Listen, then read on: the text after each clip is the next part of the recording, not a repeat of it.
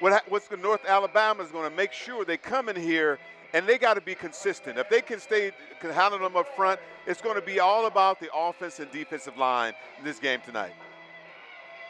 North Alabama called tails and won the toss, so they deferred and will receive to start off the second half. DeMarco Williams, the redshirt senior at 5'11", is back in the end zone for the Hilltoppers. And bang, here we go. We are off on Saturday night, as that one will be a touchback. And the Hilltoppers offense will come out onto the field led by who else but Maverick McIvor.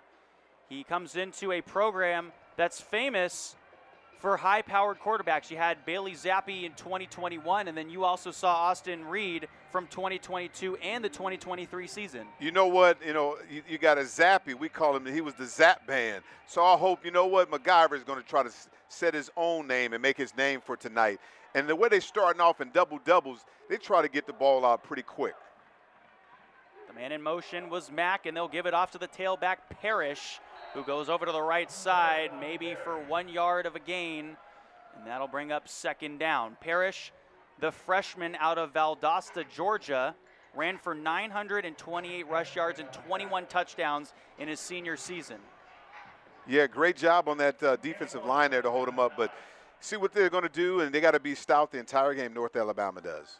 2nd and 9, McIvor to throw for his first time, out to the left side. Barry's got his first reception of the contest as he makes it across the 30-yard line, so that'll bring up 3rd and short.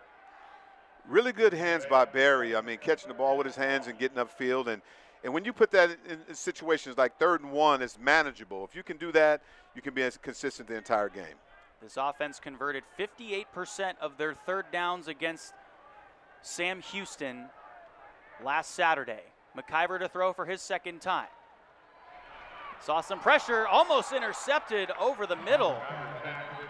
He threw it over the top, and Fred Villi got a hand on it for North Alabama, and now our first man down here. And obviously a hot afternoon, evening here, so maybe some cramping, but that looks to be a little bit more than that. Yeah, really good defense by North Alabama. They knew exactly what's going on. You talked about it earlier, Jesse, about how who's playing. That's the advantage right there. They seemed like they knew exactly what was going to happen on that particular play. It was like a dump, like a short screen, but everybody from North Alabama was there the whole time.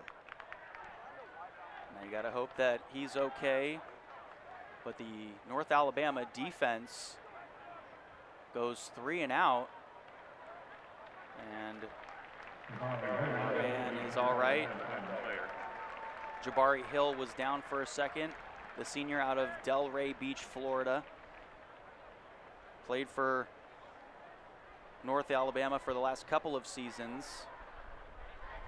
12 games last year, 8 tackles. And now here comes the punting unit. So Cole Maynard, the Conference USA Special Teams Player of the Week. He averaged 50 yards per punt last week. And back to receive is Justin Pegues. And he'll wave for a fair catch, and he drops it! Western Kentucky might have a chance. And they do. They get it right back inside the 15-yard line. Huge play there, man, but that was all about that punt. That punt was incredible. He reminded me of old school Ray Guy. Remember the Oakland Raiders? What a punt. We scrambled and got that, but he took his eyes off just a little bit. But the key to that was that hang time was incredible. Dave Harrod out of Fort Lauderdale, Florida, was the one to fall on top of it. And like they always say, if you can't throw it, you might as well kick it for a first down. What a weapon, though. I mean, you got a punter like that. In this offense, on something like that, we call sudden change. Look for them to get to the end zone now. First time in the red zone, they give it off to Parrish, and that one was snuffed out way early. That tackle was made by Brian Dilworth, the junior out of Hollywood, Florida. Played at Kansas 2 years ago in 3 games. Only 2 tackles, though, so looking for them to call his name here a little bit more. Yeah, North Alabama, man, that's a great play they're making. They're very stout up front on this running game. They're shutting it down basically right now. So you're going to have to make some changes here. A loss of 4. It's 2nd down and 14 to go. McIvor over to the left side. That pass is caught by Musa Berry. That is his 2nd catch of the contest last year. Had 10 receptions for 100 yards and a touchdown in 6 games. Also had a touchdown in the Boca Bowl game that they played in. Yeah, Musa Berry used his hands on that, made a really excellent play. But it's been very good. I mean, regardless of the turnover, North Alabama's playing pretty well right here. They've been pretty stout. McIvor to throw again in this air raid offense. Pass cut just short of the goal line. That's his tight end, Noah Myers, getting involved early here. Noah Myers is on a drag route, one of those ends. You get in there and make that play. That's kind of on a West Coast kind of concept. West Coast concept. You have double ends on the top guys running inside, going 10 and in. And you know what? Underneath, the tight end was wide open because it puts so much pressure on your free safety. So George Hart III is in now, and not something you see a lot in college football. McIvor going under center. 1st and goal from the 2-yard line. McIvor will hand it off to Hart III, and he will fall into the end zone for the touchdown. Hilltoppers score first from the 2. Very good execution by that offensive line. Great push. I mean, that's incredible, but when you have a turnover like that, you put a defense in a bad situation.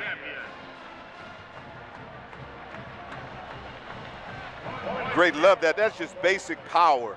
You can just give execution on the left-hand side. They just blew the whole side. When you have a guard pulling like that, that's incredible when he comes around the corner. It looked like that was who was that? That looks like Lawrence Seymour did a great job on that play. Number 50. And we were talking about the offensive line before this game. They're the unsung heroes of this team. We're going to take a break, and the North Alabama Lions offense is going to come out and get their first licks when we return. So Western Kentucky scores on their opening drive in kind of an unconventional manner, Terry. They punt the ball about 70 yards, fall on top of it, and then walk it in from the 13. Man, that drive was all about the punter. When you're looking at football, Maynard put them in a great situation because North Alabama basically shut the offense down on the first drive.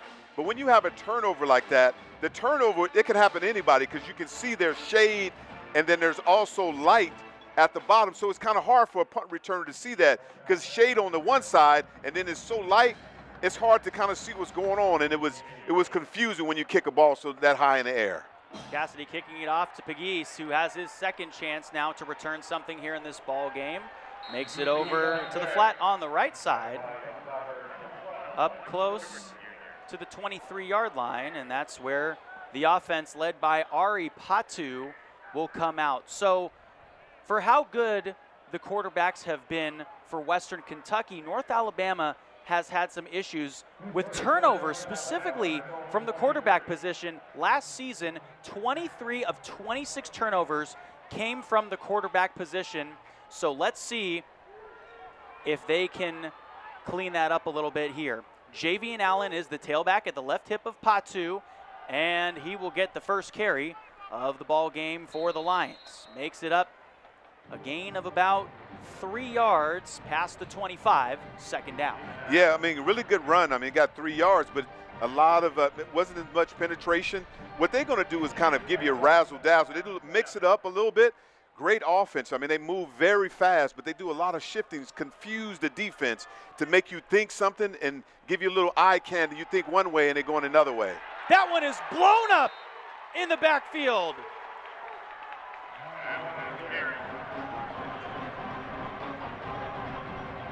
So, number 8 man, comes great. in Dylan. Yeah, Malone it's unbelievable. You know what?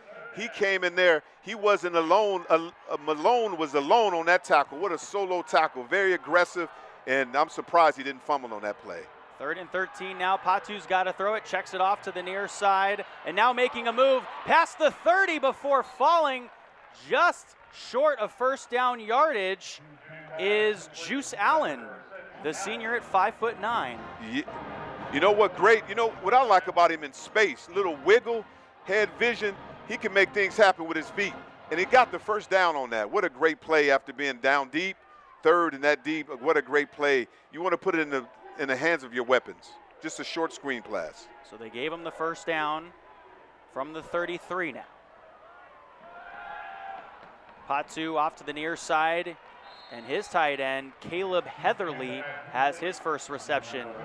Heatherly, 5 receptions last year for only 9 yards, but did have a touchdown.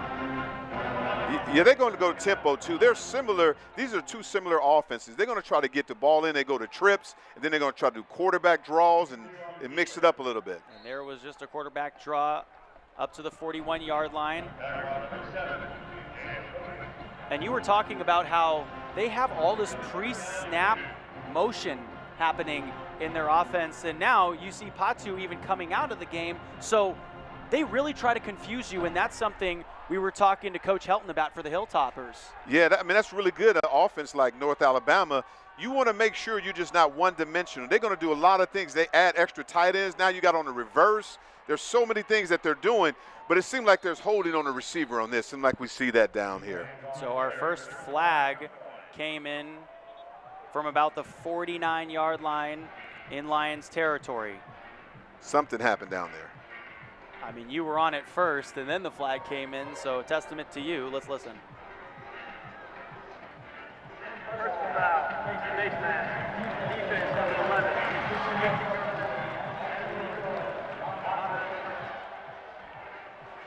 So it was indeed a face mask on the near side there.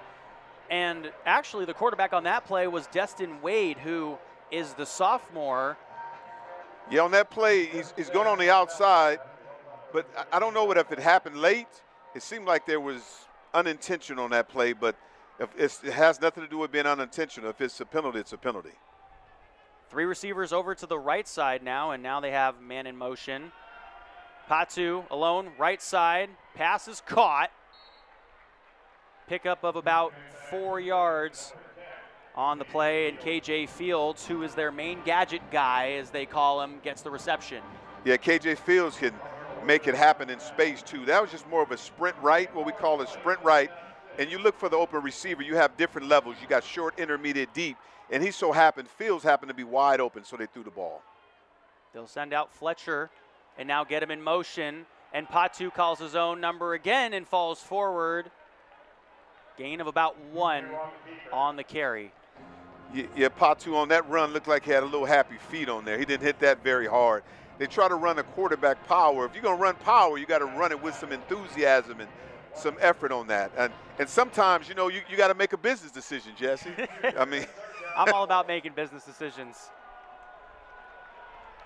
They also have 4 running backs that they'll rotate in and out. Big 3rd down coming up. Looks like a pressure set. Looked like WKU is going to bring some heat there. So it's going to be one-on-one with these corners.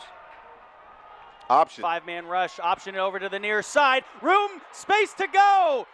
Juice Allen over to the near side. It's 1st and goal now from about the 8. Allen with a big pickup. Yeah, great call by the North Alabama offense on that. You see a blitz coming, they went right to the teeth of the blitz and ran an option to it. And they just read the outside linebacker that was blitzing on that. Great play, great adjustment. Now it's 1st and goal. A play action over to the near side. And Heatherly with his 2nd reception gets pretty much back to the line of scrimmage there. Well, you talk about Javian Allen. He had 135 carries last year for 545 rush yards, 5 touchdowns, and 161 receiving yards as well. I can see why. I mean, his lower half, those legs are really stout. He stayed low to the ground. Even on contact, he still churned and moving his feet. You can tell that's a really good running back. Destin Wade now is the quarterback, and they like to give it to him as well. This one, a push backwards, so An unsuccessful try there. That was Roderick Taylor Jr., the freshman out of Mobile, Alabama, on the try. Yeah, that defensive line was stout on that one. I mean, with McIvor out there, and they're pretty stout, WKU. But it's really interesting to see what North Alabama is going to do here with the double stack. They bring so many things to you, so you got to look for an outside to kind of run the ball to the other side. Scott goes in motion to the corner, and Patu just overthrew his man Scott on the left side, and now the field goal unit will come out to try to kick this one in for 3. Yeah, what a great drive by North Alabama, but it's really good by WKU defense just to hold them just to a field goal. So you would count this as a victory, a win for the WKU defense. So here's Ian Vachon, who replaces Adam Watford, who went 10 for 14 last year on field goal attempts. He was good for 71%. Vachon, the redshirt junior, at 5'11". And the 15-yard attempt is perfect. Pretty much an easier point after touchdown. Very much so. I mean, they did a great job, man. I am definitely impressed with North Alabama making that. Both teams score on their first possessions, and now Western Kentucky gets it back when we return.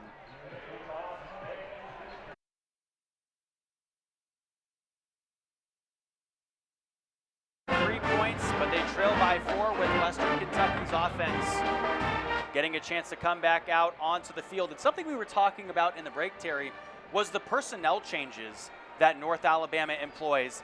They used their second-string quarterback, Destin Wade, twice, more as a decoy rather than some teams thinking he might come in and run the football. So that's something that this Western Kentucky defense is going to have to key in on, is that personnel change. Yeah, they have a lot what we call trickeration. I mean, that's a word that we use because they have so many people that they put out there. And then also, too, is amazing when we talked about it early, Jesse, how Tanaka Scott is not even, that's Tanaka Scott, but the last name on her jersey is number 2 Taylor. Yeah. So, there's something happened with the machine. But they're killing me. Everyone's probably watching that, thinking to themselves that I have no idea who that is. I'm sure it's Tanaka Scott. So this will be a second touchback now for Ian Vachon, who kicked that one away. And now the offense, led by Maverick McIvor, will come back out. So in his first contest for this Hilltoppers squad, he spread the ball around to 8 different receivers. In this one, he's mainly been targeting Musa Berry and Noah Myers, the tight end. And you know what, you're right about that, but one of their receivers that had a killer game last week is Matthew Henry. I'm expecting him to get the ball soon. He hasn't touched the ball in 2 series. That's really, it's kind of different for him not to, but actually they're dubbing teaming him. I'm seeing that. I'm noticing they got 3 people to his side. McIvor 3 for 4 on that first drive for 22 yards, and here he is throwing in this air raid offense again. And that one, outstretched arm by Berry, just a little bit too strong. Seatbelt gang led by Jamari Payne. Yeah, Jamari tried to bring the pain on that one. He was trying to go and hit him right there, but they're doing a good job defensively of double teaming Henry because he has such a great game last week. North Alabama said everybody else can beat you except him. Jabari Hill has also done a great job in coverage. Parrish knocked down in the backfield. That's his second run for a loss or no gain in this contest. And really right now, North Alabama is really winning the line of scrimmage right now. And that's really a surprise for them because they're very physical up front. They are hitting them in the backfield. And that's very difficult for going against a offense like this. And we were talking to the offensive coordinator earlier in the week, Rick Bowie, and he said that the offensive line was the unsung hero on the team. He said they were playing like a unit from what they saw in that Week 0 game. On the fade to the corner, incomplete. The intended receiver was Musa Berry there, running along the sideline. And another quick 3 and out. Okay, not the worst place in the world for Western Kentucky based on what we saw on their last offensive drive where they punted the ball 70 yards and fell on top of it. But fool me once, shame on you. Fool me twice, shame on me, right? Exactly. So he's got to be prepared for it. But it's still light out there, and kind of he's kicking from the shade. So it'll be interesting to see what he does this time. He had a punt last Line week drive. of 71 yards, and that one is going to fall to about the 20-yard line. Actually ended up being a pretty good punt from the 25 on the other side. Yeah, man. He's doing a great job with kicking that football and disguising it, keeping it in the air, then he kicked the line drive. Yeah, he's the Conference USA Special Teams Player of the Week last week in Week 0, and we'll take a break.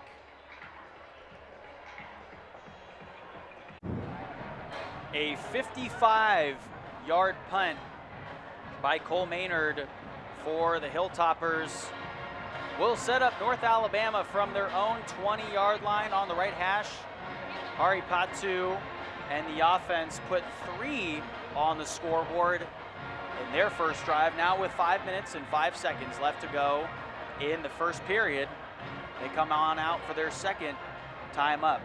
Patu on their first drive, by the way, quietly 4 for 5 for 22 yards. I mean, they're doing a great job. Even the offensive line, I mean, they're really handling themselves right now. Being the underdog, they came out to play today. On the end around, here's KJ Fields. Gets up past the 30-yard line, and that's good for a first down to move the chain. So it was 1st and 10. Now it'll be the same thing, just further up. Yeah, number 10, Fields. I mean, he was changing the field right there.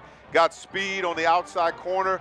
Blazer. He looked like a 100-yard sprinter on this, getting around the defensive end on that. Great speed and great vision to get upfield on that play. They've used that end around now a few times. Fields, 8 receptions for 121 yards last year. Patu to throw it, and his receiver, Scott, just lost it, but a flag comes in on the near side in Hilltopper territory. Yeah, mainly what happens is, as a corner, you got to make sure you look back. Because if you don't look turn to the football, you can always get caught with pass interference on that play. And it was like Scott didn't even know where the ball was. And if you don't know where the ball is, I mean, you're going to run into the player. And that's the whole idea of receivers, to do that, to confuse the defensive backs. So that stops the clock, and the passer interference will be now taken from the 49-yard line. And the snap. Wade hands it off to the right side, and Juice Allen falling forward. A helmet came off, and now a man down around the 40-yard line. So it looked like a first down or close to it. It'll be second and about 3. And Kent Robinson, one of the starting defensive backs, is down right now. Nathlon's second team preseason selection, and that's not good if you're a Western Kentucky fan. Absolutely. You got to get him healthy, and you got to hope he can come back. But right now, North Alabama is just having their way on the line of scrimmage. They've been very physical, and it's tough out there, but I'm glad he's getting up. The main thing, football is a really tough sport, but you don't want guys to stay down there. And if they can able to get up and recover, that's the best thing. I'm glad he's able to get up. Interestingly enough, according to Pro Football Focus, this North Alabama offense ran more trick plays than any other team in college football the last 2 seasons, and we're clearly seeing it here. Also glad to see Robinson up and walking off the field with a little bit of help. Happy to see that he's at least okay to get over to the sideline. But this offense for North Alabama just throws so much trickery at you, it's hard to distinguish it from the defensive side. I mean, they're doing a great job with disguise and everything. They run power from different formations. They look like they're throwing the football, and they come to the running game. Like right now, they're set up in a situation to run the football, but they might trick you with that and try to get the ball deep on you. Patu to throw, down the middle of the field, pass cut, Pegues. Big first down pickup there. Into the red zone, Pegues out of Birmingham, Alabama, a preseason All-UAC selection.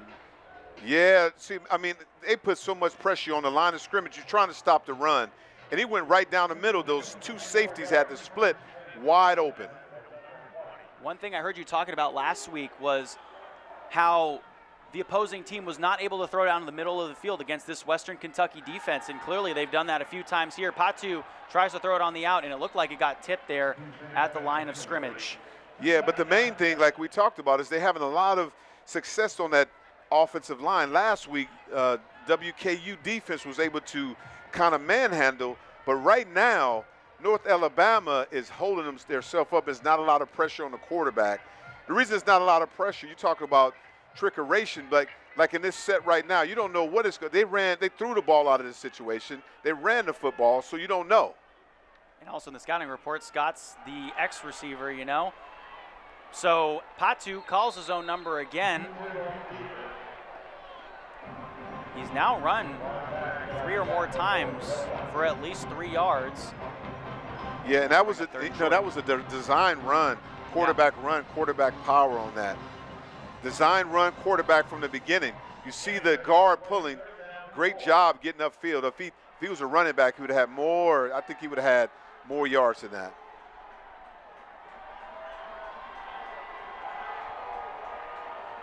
Big third down here. Patu looking left, throwing that direction. Pegues has the reception inside the 10, tries to make a move outside, and gets up close to the 5-yard line. It's 1st and goal for the Lions. Yeah, I mean, I like that North Alabama. Pegues had a nice release on that off the line of scrimmage, shake and bake to get upfield.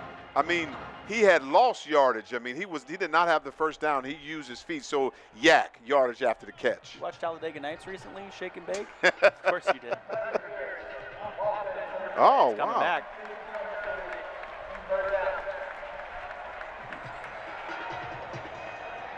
Yes.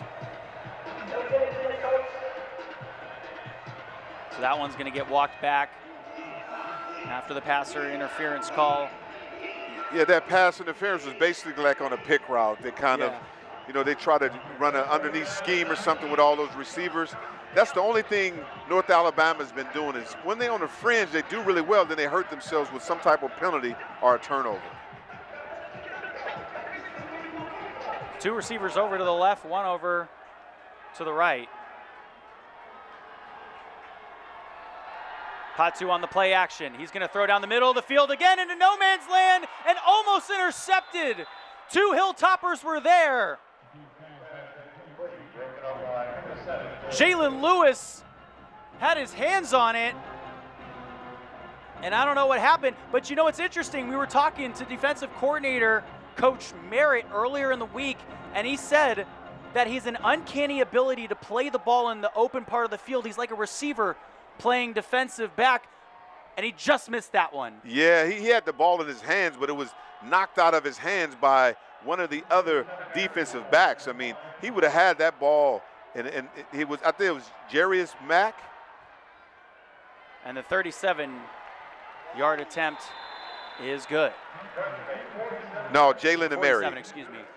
Yeah, that was Jalen on that one. I mean, he kind of made contact with him, but he was right there. Jaden Lewis, man, had a great interception last week. Yeah. He was trying to make that again. Conference USA reigning Defensive Player of the Week, Jalen Lewis. So obviously a few more tries at it in this ball game, but came into this one with 3 tackles, that 1 interception last week. Almost had one there, but counts as a pass breakup. Yes, let's say. And Pat too, though, I'm sitting on the sideline right here looking at the coaches. That was an error throw. You cannot throw the ball into double coverage right there. There was no receivers even close. There you had 3 defensive backs in that situation. So he's got to make better reads and put his team in a better situation. You drove all the way down the field. When you're right there on the fringe, you're right there in the red zone, you got points, but you left a lot on the table. 7 you did.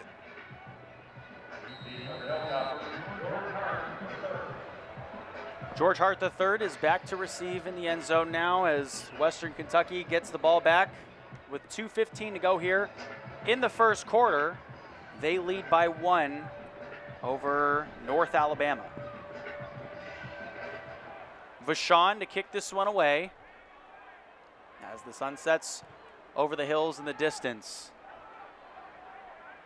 And Hart III is going to take a knee, and it'll be a touchback. So the Hilltoppers under head coach Tyson Helton have been just one of 11 teams in the country and one of 3 in Group 5 programs that have played in a bowl game or the college football playoff in each of their last 6 seasons. He's here in his 7th season, was the offensive coordinator and quarterbacks coach back in 2018 at Tennessee before he came over to coach this squad. This air raid offense is something of his design. And on the near side, some room to go. Jairus Mack over to the near side, cross midfield. A pickup of over 25 yards. Man, he made that play on his own. We call him the Big Mac attack, getting upfield like that in space, using his feet churning. We got to have, also too, WKU has to make some plays with other people too. On the play action, they give it right back to Mack, let him make a play again, and he picks up 5 on that reception. He had 4 receptions last week for 35 yards. His longest reception went for 17 in their win over Sam Houston. Yeah, I'm noticing here Jermaine Ray and then Matthew Henry, they holding each other. It'd be good to see what's going to happen with this matchup today. A bullet over to the middle to Kelby Williams for the reception and the first down. Another pickup of over 20 yards. Man, he was just so close to breaking that. If he grab his, good turn, catch the ball, accelerate through your feet, it would have been a touchdown, but great hands in making it happen. McIvor humming now, and George Hart III plowing his way through a couple of defenders before he falls forward past the 10-yard line. It'll be 1st and goal from the 9 for the Hilltoppers, and they're knocking on the door. So what changed on this drive? They're moving it a lot faster. The energy, too, but I like what Hart was doing. He wasn't a spade, he wasn't a dime. He had a lot of heart on that one, running people over, getting down the field. But I think on the side, what they're doing is they can get the instant review of see what happened, and they know what's going on with this defense. Now Marvis Parrish, the freshman, is the tailback at the left hip of McIvor, and now goes over to the right. McIvor to pass again. He's going to go over the middle, a wide open man. Touchdown, Western Kentucky. Quincy Burrows with the reception from 9 yards out. Yeah, great execution, great call by that offense. What you got is you got double ends on that. Inside receiver, they put pressure on that safety. 2 ends, right? Outside guy runs 15 in, inside guys run 15 in, and you just put the pressure so the safety has to make a decision, and Burrow runs right in the end zone wide open. Now John Cannon out to attempt the extra kick. And a fan is going home with a souvenir. That one is good. So they go 75 yards down the field, 5 plays in 2 minutes. Great McIvor, great catch by Burrows, but that was an excellent throw. The timing was excellent. When you make a play like that, you put so much pressure on a safety when you have 2 receivers in the same area and they cross it. So McIvor had to make a decision who to throw to, but right now that was wide open. Great decision on that in execution. And how about Quincy Burrows? Only had 1 reception for 13 yards last week. That is his 2nd reception of the season, and it goes for a 9-yard touchdown reception. You know what? When you have a captain like that, he just throw it to anybody. Anybody's wide open. McIvor, you remember that story, McIvor, that whole show. He got trick plays. He can do whatever. When he's in a tough situation, he can use a knife. He can use whatever he can do, make magic out of it. Well, also, one thing I noticed on that drive, McIvor was able to throw over the middle of the field a lot more.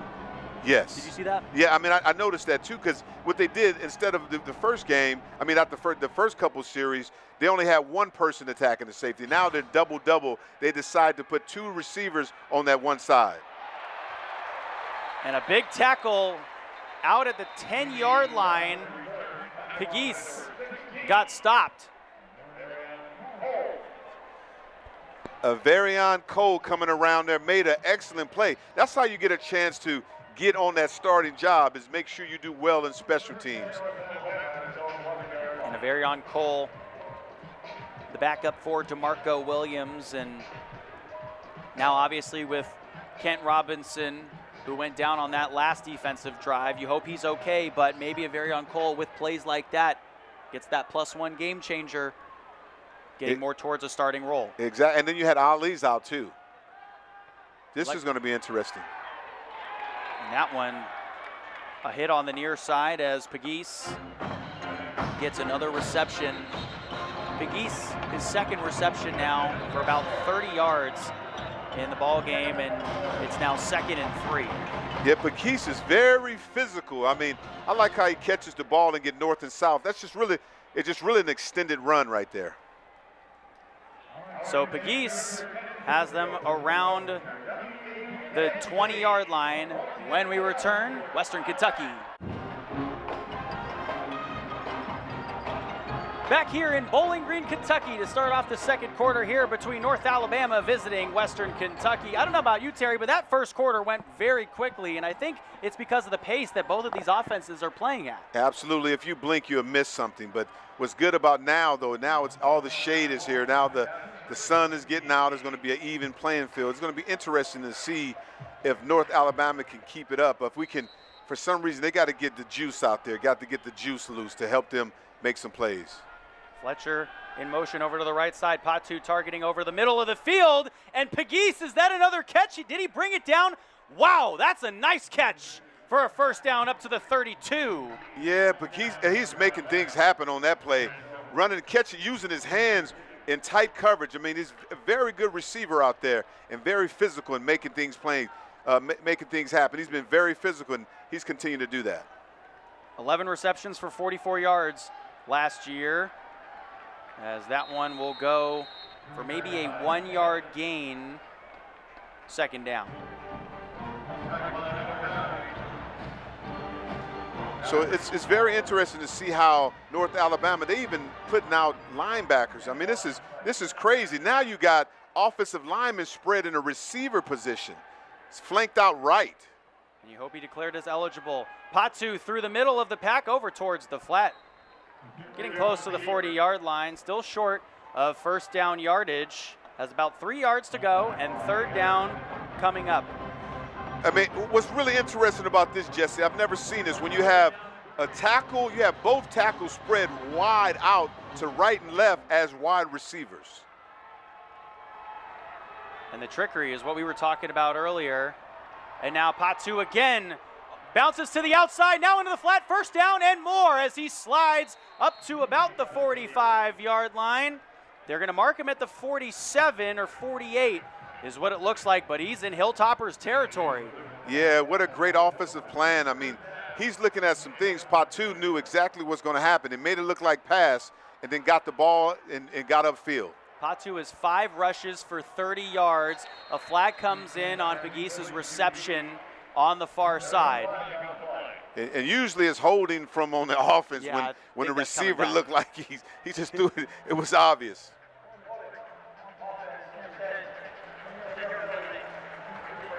You get hit with that in your career? Yeah.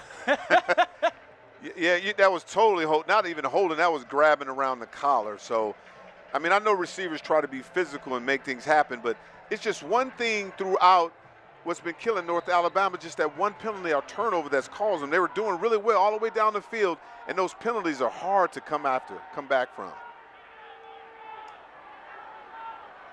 So now it's 1st and long, about 1st and 20 for the Lions offense. LT Sanders is the tailback now. And a timeout taken on the near side by Coach Dearman.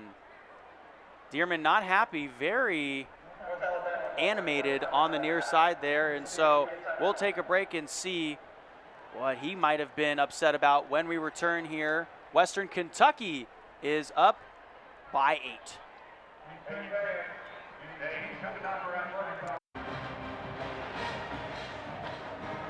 It's 1st and long here for the North Alabama Lions offense. And Terry obviously a little bit discombobulated on this drive, but they've been pretty good so far, and Patu has been good both throwing it and taking it on the ground. Yeah, Patu right now, I mean, right now North Alabama is leading the total yards of 147 yards right now, and they're making plays, and they're knowing exactly what they're doing by seeing this defense. So now the offense is going to go into a bunch on the far side hash, and they went hard count. Patu to throw it on the outside. Did he get a foot in bounds? Tanaka Scott. No, he missed it. No, he did not. Okay. He wasn't able to catch it, though. So, yes, Scott. Scott should, I mean, you got to catch that ball, though. I mean, you're a tall receiver. You got to make that play for your quarterback. I know it's tall, but they don't call wide receivers wide. They call them wide retrievers because you got that dog. You got to bring the bone back. Absolutely. I mean, that ball was thrown a little bit high as well, so.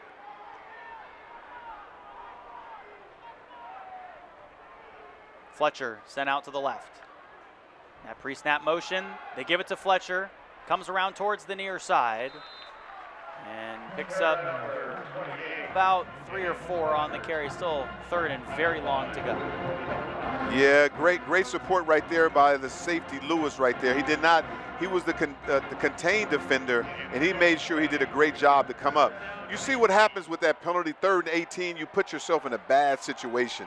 Patu was in a tough situation. This is when you happen turnovers most of the time, but they could put, like they did before with Taylor, they might put themselves in like a screen of WK's looking for that. They've got to get it, and they don't. That one, a big smackdown in the backfield. Harper Holloman, who's really stepped up with his play this season, gets the backfield and gets the sack, his first of the season. Yes, very physical right there. He just shot through the B gap. That's right there between the B gap is going to put you between that tackle, right, and the guard. And he made sure he got there very quick. They got to see that much better. But that penalty caused all the problems, Jesse. Adam Watford kicking this one. Jairus Mack by himself, and he's going to take it from inside the 15, comes over to the near side, breaks one tackle, and out of bounds around the 24. Really slippery feet on that one. I mean, he can move. And a flag comes in late after the play.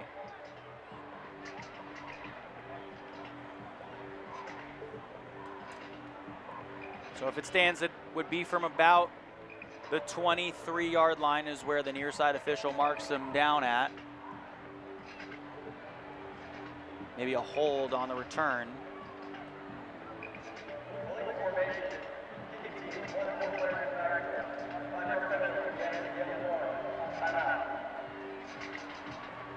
So an illegal formation. So a few extra yards added on to the end of that return.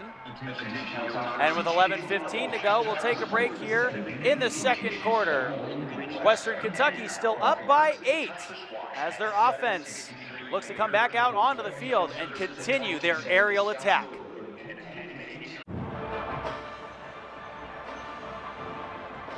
The reigning Conference USA Offensive Player of the Week in Maverick McIvor comes back out onto the field to lead this offense. 6 for 9 so far for 61 yards and a touchdown for the quarterback, who is a 2025 Maxwell Award watch list recipient, an Athlon First Team USA quarterback recipient in the preseason, a Steel First Team, and is the WKU leader of the offense.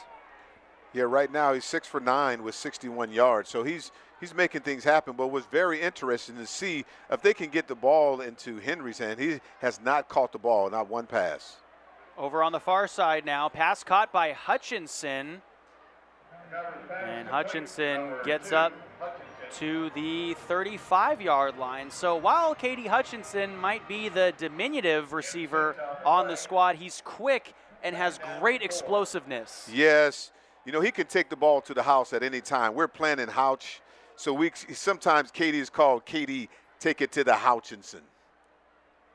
I love all the play on words you guys have here. It's a lot of fun. McIvor is going to float this one towards the far side, a 50-50 ball. Did he get it? Yes, he did. Have yourself a game. Matthew Henry, his first reception of the ball game. And that's for a huge first down pickup. I was waiting for him to catch the ball. They call him King Henry out there making plays like that. Great catch, going up at the high point. you know what? You can contain him, but you cannot shut a player like that down. And there you saw Coach Bowie over there, and he was telling us that Henry has great ball skills and does the job with his body and lead control. He's such a tough cover. Yes, a little toe tap, little twinkle toes at the end. That's definitely in. He must be a ballerina. I didn't was know going to say, does he do ballet? Man, he might, because I know he's a king, but I didn't know he was a ballerina too. Not a ballerina, but what we call that, a gymnast, whatever he can do. Great ball skills, and been able to control his body, like you said, Jesse. And they're going back to the replay there, but Matthew Henry makes the reception. Played for Western Illinois last year, one of the transfers to this program. By the way, this Hilltoppers program had 61 new players on the roster with 47 transfers and 14 true freshmen. But Matthew Henry, there is his total from last week. 7 receptions, 148 yards. His longest one went for 21 and a touchdown, and he became McIvor's favorite target. Yeah, because we was wondering what's going to happen. Where was he? Yeah, exactly. Then all of a sudden you make a big play like that, that'll flip the field, because he caught his first touchdown last week for McIvor. So it's upheld, not confirmed. So they didn't have any evidence to overturn it. Yeah, but we saw it. Our eyes are good. Great catch. What you got, 20/20? Yeah, no, yeah. Hope it's a little better than that. Hope. You're holding your I'm using the reading glasses. Got right the glasses to help me out. But great catch, though, bringing that ball in. He's a big playmaker. You know, statistically, right? Yeah. By watching WKU, when they're on the fringe right here, because it's further enough, and I'm looking at the data analytics, they're like about 70% of the time when they're in this bunch crunch, they try to go deep. Let's see if that really happens. I don't know. Maybe that'll happen. That last reception was for 27 yards, and here comes the end around. This is Cameron Flowers, who's met right around the line of scrimmage. If he gained anything, it was maybe half of a yard, 1 yard. So still second and a little over 9 to go. Yeah, because if you watch a film study, that formation is some type of trickeration. I mean, they've been learning to do that the entire time. But I'm thinking North Alabama has been really stout, though. They only a couple plays here and there, but they're making some plays, and they're doing a great job with this unorthodox defense.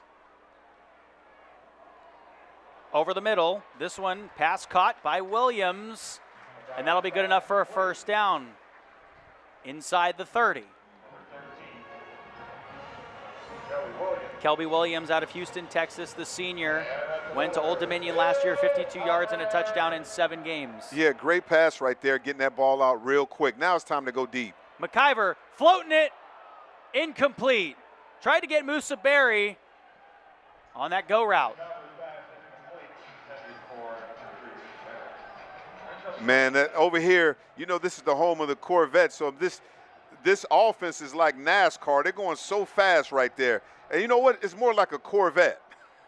WKU, the Corvettes, going really fast.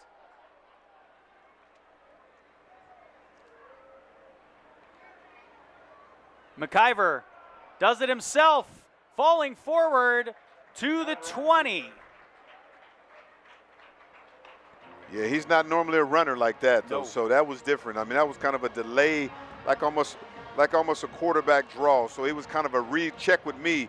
Great job. If he just stayed north and south, you don't need to cut, buddy. Just stay north and south. He would have gained another 5 yards. Well, 4 total touchdowns last week for McIvor. Correct me if I'm wrong. I think I saw he ran for a touchdown last week. Yes, he did. I mean, it was great by that offensive line. It kind of pushed him in there.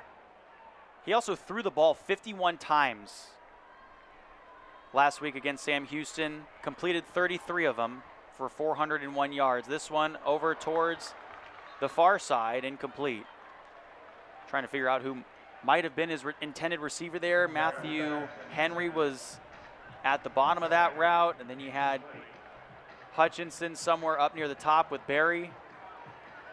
Yeah, that was the kind of, seemed like that was a little mix up there right there. So it's more of a bunch crunch and see, you know, but if going for it right now and to see what's going to happen. 4th down, and they're going for it the first time that they've gone for it on 4th down in this ball game. McIvor to throw it over the middle, caught finds the end zone.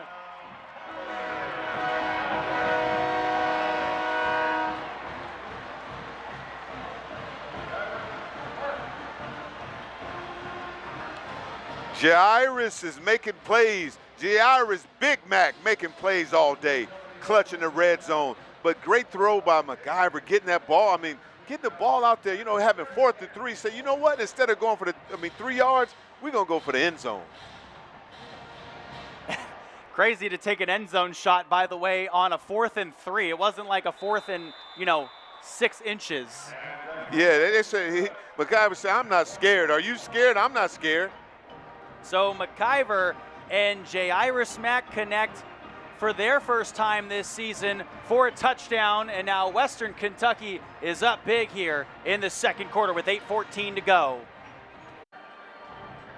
A 20-yard touchdown reception by Mack, and it caps off a scoring drive that went 8 plays for 72 yards, and the extra kick was good. A 21-6 ball game with 8 minutes and 14 seconds left to go in the second quarter. This one going a lot slower than the first quarter. And out there to kick this one away is Jack Cassidy, by the way, from Northern Ireland, and literally had never kicked in an American football game until the game against Sam Houston last week when he went 8 for 8 on touchbacks. Yeah, you'll never return a ball from him. He's just a madman. He's like Goliath, the big giant out there. Kid's got a boot. Booms the football. No way you're going to return it. So it's 9 for 9, Jesse. No, 10 for 10. 10 right? for 10. If you're including today's game. So now Ari Patu and the offense come back out onto the field. And they've had these long drives, but they haven't been able to find the end zone yet. Just 2 field goals for North Alabama, who only have 6 points in the ball game. Yes, they're doing really well, but if you check it out the entire time, it's just that one big mistake that's causing them a penalty or something, or some type of turnover that's making plays. Destin Wade, the second-string quarterback, over the middle of the field, broken up. Jalen Lewis got his hands on it again, as the intended receiver was Tanaka Scott. Yeah, Jalen Lewis is really reading the patterns very well. He turned around as a safety and read that ball very well. But you know what? He didn't jump correctly, but it didn't touch the ball at all. But great effect, though. He flipped his hips, was almost there. You know, he's a ball hawk, meaning he's around that football all the time. How is one supposed to jump in that situation? Athlete. Trick play. They go direct snap to the tailback, as he's wrapped up and brought down around the line of scrimmage, maybe for a loss. Helmets come off. A flag comes in on the near side 35-yard line. And I like that by Ryan Sofilo. That was excellent on that play coming up. That defense on that defensive line making plays. He shedded a couple blocks and made things happen. So he's coming off the corner. Excellent. Kept his feet moving, making plays. Hope he didn't grab his face mask there.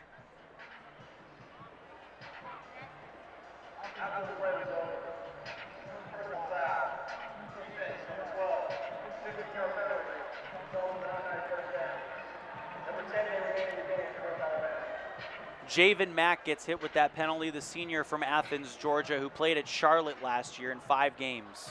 Yeah, I mean, I can't believe it. So you take him out immediately when you make a play like that. I mean, right there, you had him on the ropes. You make a play like that and you let him loose. So that's not a really good play by the defense on that part. Automatic first down, and Patu hands it off to Juice Allen, who fumbles it on the ground. I think he fell on top of it.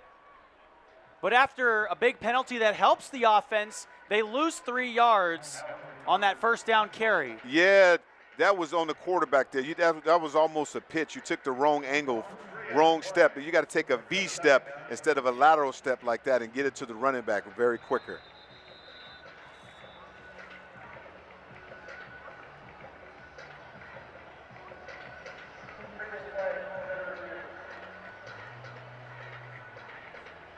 So they're going to take a look at the previous play. They were looking to see if actually Patu shoveled it forward, in which case that would have been a pass. Okay, yeah, they're trying to make the difference with that. But because if he hands it off to the side, it's a lateral. If he goes forward, it's a pass. What'd you see? It's kind of hard, very fast, hard to tell on that. Because he cut almost a shuffle, though. It looked like he was running in front of him on that. If you put it, but really try to put it in the pocket. I don't think he threw it. I don't think he threw that on purpose. He was trying to extend and get it to the pocket on that. So I don't think that was more of a handoff, and he just did not extend the football into the running back Juice's hands. And if you look at where Patu was handing it off from, he was at the 40, and yes. It looked like Juice Allen was at the 39, in which case it would have been backwards. Exactly. The quarterback has to extend and reach to get that.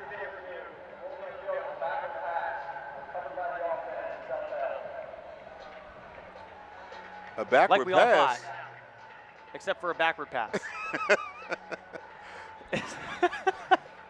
You love football. Yeah, we love it. Yeah, that's a little different. Teaches you something new every time. So I think that was a mistake there. That was more of a handoff and running play. Let's see how they would score that. So it's 2nd down and 13 now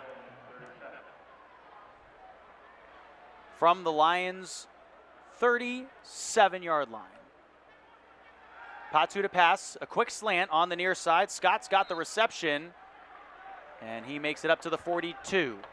Pickup of 5. Yeah, Scott is a pretty physical receiver. Great catch right there, making it with his hands. I mean, incredible hand strength on that play, getting upfield. And ladies and gentlemen, I know his jersey says Jay Taylor on it. I'm just telling you, I'm sure it is Tanaka Scott. Absolutely. That's more trickeration right there. I mean, they said that, you know what, we brought the wrong jersey. Okay. It's part of the offense. Patu's got to roll out. He's sacked for his 2nd time this game.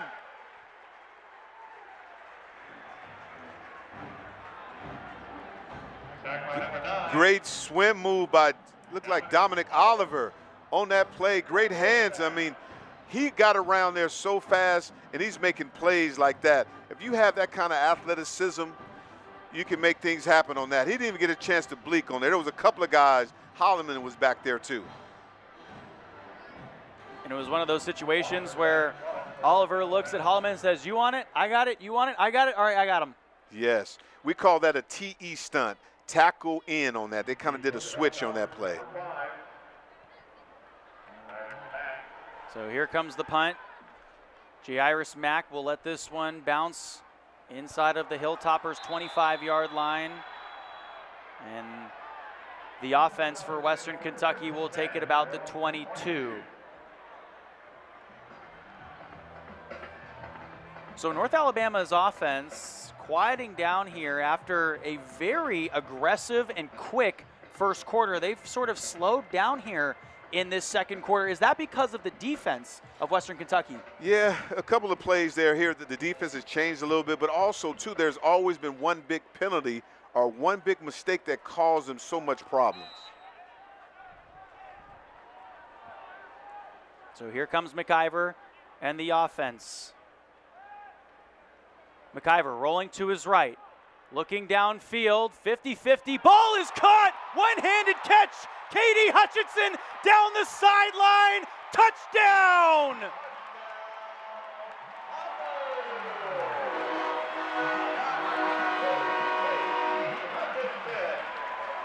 A 78-yard touchdown reception for the junior out of Valley, Alabama. One-hand catch, oh my goodness. Take it to the, not to the house, to the Hutchinson where we at. Man, great release off the top. Hey, you know we say that? Hey, mama, there goes that man. That's a bad man. That's a bad man right there. What a great play. Electric. When you have an explosive play like that, you cannot stop people on an offense like that. And John Cannon puts it through the uprights. Take another look at this. Yes, again, reception. but the poise what McIvor did on that good release, catching the ball with great, but I don't know if it's it's the hands, but also that stick him on that glove. That ball didn't even move. Maybe I need to get a pair of them. What he put on his gloves, honey or something? Because that ball stuck to his right hand without a doubt, too. And we were talking about Hutchinson earlier, how he's not the biggest guy on this team. But we were talking about his explosiveness, and he just put that on full Very display right explosive. there in 4K. And especially with those hands, right? His hands was like fly traps, that little stick 'em on there. I mean, the ball did not move over the shoulder. Actually, it was great defensive coverage, but a better play. So now Western Kentucky is up big here. They lead by 22 with about 5.5 to play in the second quarter of this ball game. By the way, a beautiful sunset in the distance, a purple and pink sky over the rolling hills here. And the kick from Cassidy will be another touchback. Yeah, Cassidy is so boring. I mean, just boom, kick it in the back of the end zone. But what's really about, I bet all the players that's on that kickoff team love him because there's no contact involved. No. Right? I mean, hey, you're you live a little minimizing my longer. chances of getting injured Absolutely. as a special teams player. Absolutely. Kick the ball out of the back of the end zone. Cassidy, a teammate favorite on this Hilltoppers squad. And now North Alabama's offense comes back out. So let's see what offensive coordinator Morgan Cruz can dial up here. In his first season as the head coach, that pass incomplete. Intended for KJ Fields on the far side, and that one was broken up. Yeah, right now they're just sitting on everything right now because they know exactly what to do. Fields they're trying to get the ball as fast as him as possible, but when the defense has kind of seen that, they've seen it a couple of times, they didn't know exactly what they were doing. They were playing a zone with his cover two, meaning the cornerback just stayed in the flat. Lataj Wright was the one who broke that one up. And now here's Juice Allen trying to plow his way forward and met by the defensive front. And they might give him one more yard on that carry, but it's going to be still 3rd and 9 to go. Yeah, the Juice is trying to get loose, but it's been very difficult with this stout defensive line right here. I mean, that play right there was stuffed by McIvor. He's the nose guard. Patu. Looking left, pass caught, a move by Pegues to try to get inside of the defensive back and gained about 4. And now it'll be 4th down and 5 to go, and they're going to have to punt this one away. So with 3 and out by the Hilltoppers defense, who has seemed to show up a little bit more here in this second quarter. In that first quarter, I mean, they showed up when it really mattered, when it got towards the red zone, but North Alabama was able to march the ball down the field in that first quarter pretty easily. Yeah, exactly. But I think the big shift is what they had is 3 defensive linemen down. Then they went to 4, and that's kind of shutting down the run a little bit. Fair catch called by Jairus Mack. Inside the 40. And that's where the Hilltoppers offense will take over with 4:11 to go here. And they're up big, 28-6 is our score. 22-point lead for Western Kentucky, who's coming off a game where at the half they were only up 20-10 over Sam Houston last week, and that's what got Coach Helton thinking, okay, did we really get the right guys in the offseason? We got 61 new players on this roster. And you know what's funny? When we were talking to him, he told us that his biggest unknown was McIvor. He said he was the unknown going into Sam Houston, and he came out thinking, you know what? He's a quality football player. That's what he said on our call. Absolutely. Like, he's a little bit more than a quality football player, Coach, as he passes over to Marvin Parrish, who's got the first down and then some up to midfield. Yeah, between him and also Parrish last week was incredible. A freshman to play like that, it's going to be very hard to keep a kid like that when making these kind of plays. You get him in space, he has a great feet and vision to get upfield. Parrish picks up 14 on that carry, and now here's another one for a first down. On the near side, he's still in bounds, now inside the 30 before he's tackled out of bounds at the 28. Parrish now marching his way down the field at will. You know what's incredible about this kid? He runs his feet on contact. A freshman like that, every time he gets touched, he's still trying to get upfield. And that was a pickup of 22. Now McIvor over to the right side, passes that direction, passes bobbled and then caught by Cameron Flowers, and a flag comes in on the near side. Yeah, it might, you know, with stuff like that, when it happens, when he's sprinting out, it's probably offensive lineman downfield usually, because the offense, it seemed like they were getting down the field pretty early. So sort of threw it behind Flowers there on the pass. And it makes it tough for an offensive lineman like that. I mean, to hold their block. It's usually ineligible. So Melvin Collins Jr. did not declare, as he was ineligible going down the field. Yeah, I mean, but that's tough, though. That's really tough for those guys to hold a block and try to get upfield because they're trying to be aggressive on that play. So that was really more, I mean, I don't know if you would call that. McIvor is trying to sprint out. They're trying to protect him, and they didn't know he was going to throw the football the last minute like that. George Hart III is the tailback here as he goes off to the right. A bullet over to the middle. That pass is caught by Flowers again, and a first down in the red zone up to the 12 in Lions territory. Yeah, use his hands, and when you're making plays like that, he said, McIvor, give me my flowers tonight. Don't wait too long. Give me the rock. And he's making plays. Got north and south very quick. Now, right now, North Alabama is dragging. And, I mean, it's hard for them to get lined up. Right now, they're going NASCAR. They're going Corvette. So we got to be careful of them getting that ball out with some type of trick play. On the trick play, over to the near side. The dive for the end zone. K.D. Hutchinson in there for his second touchdown of the game.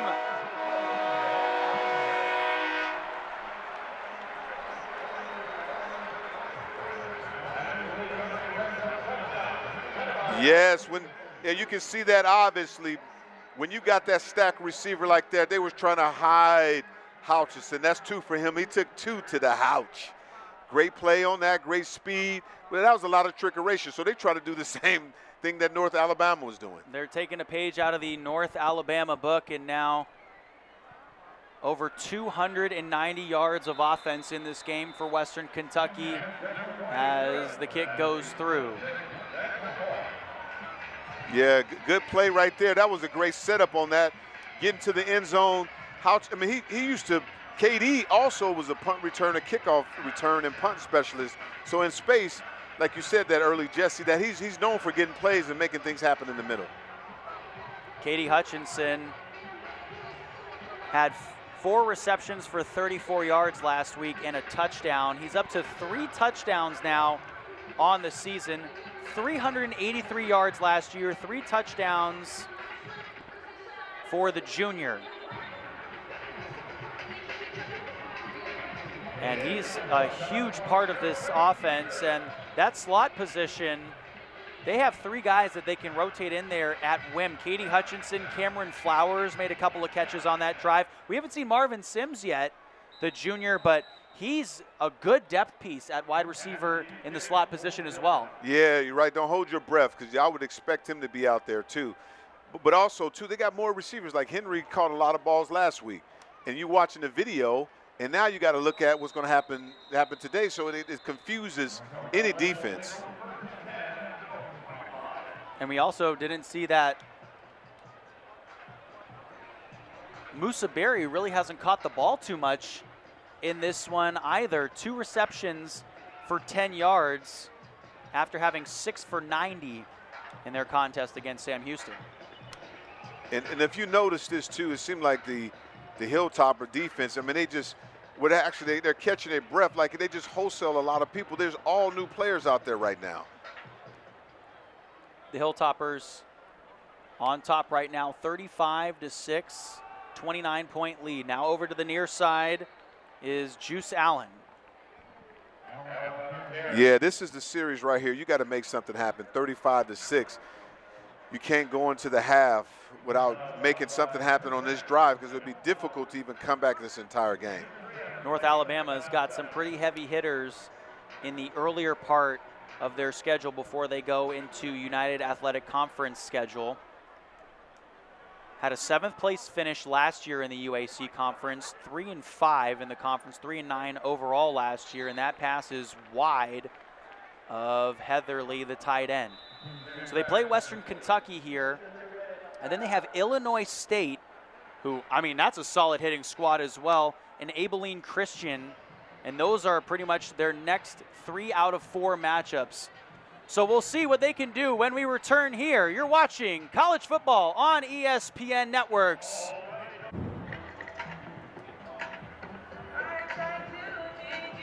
So there's Coach Helton, who's in his 7th year at the helm.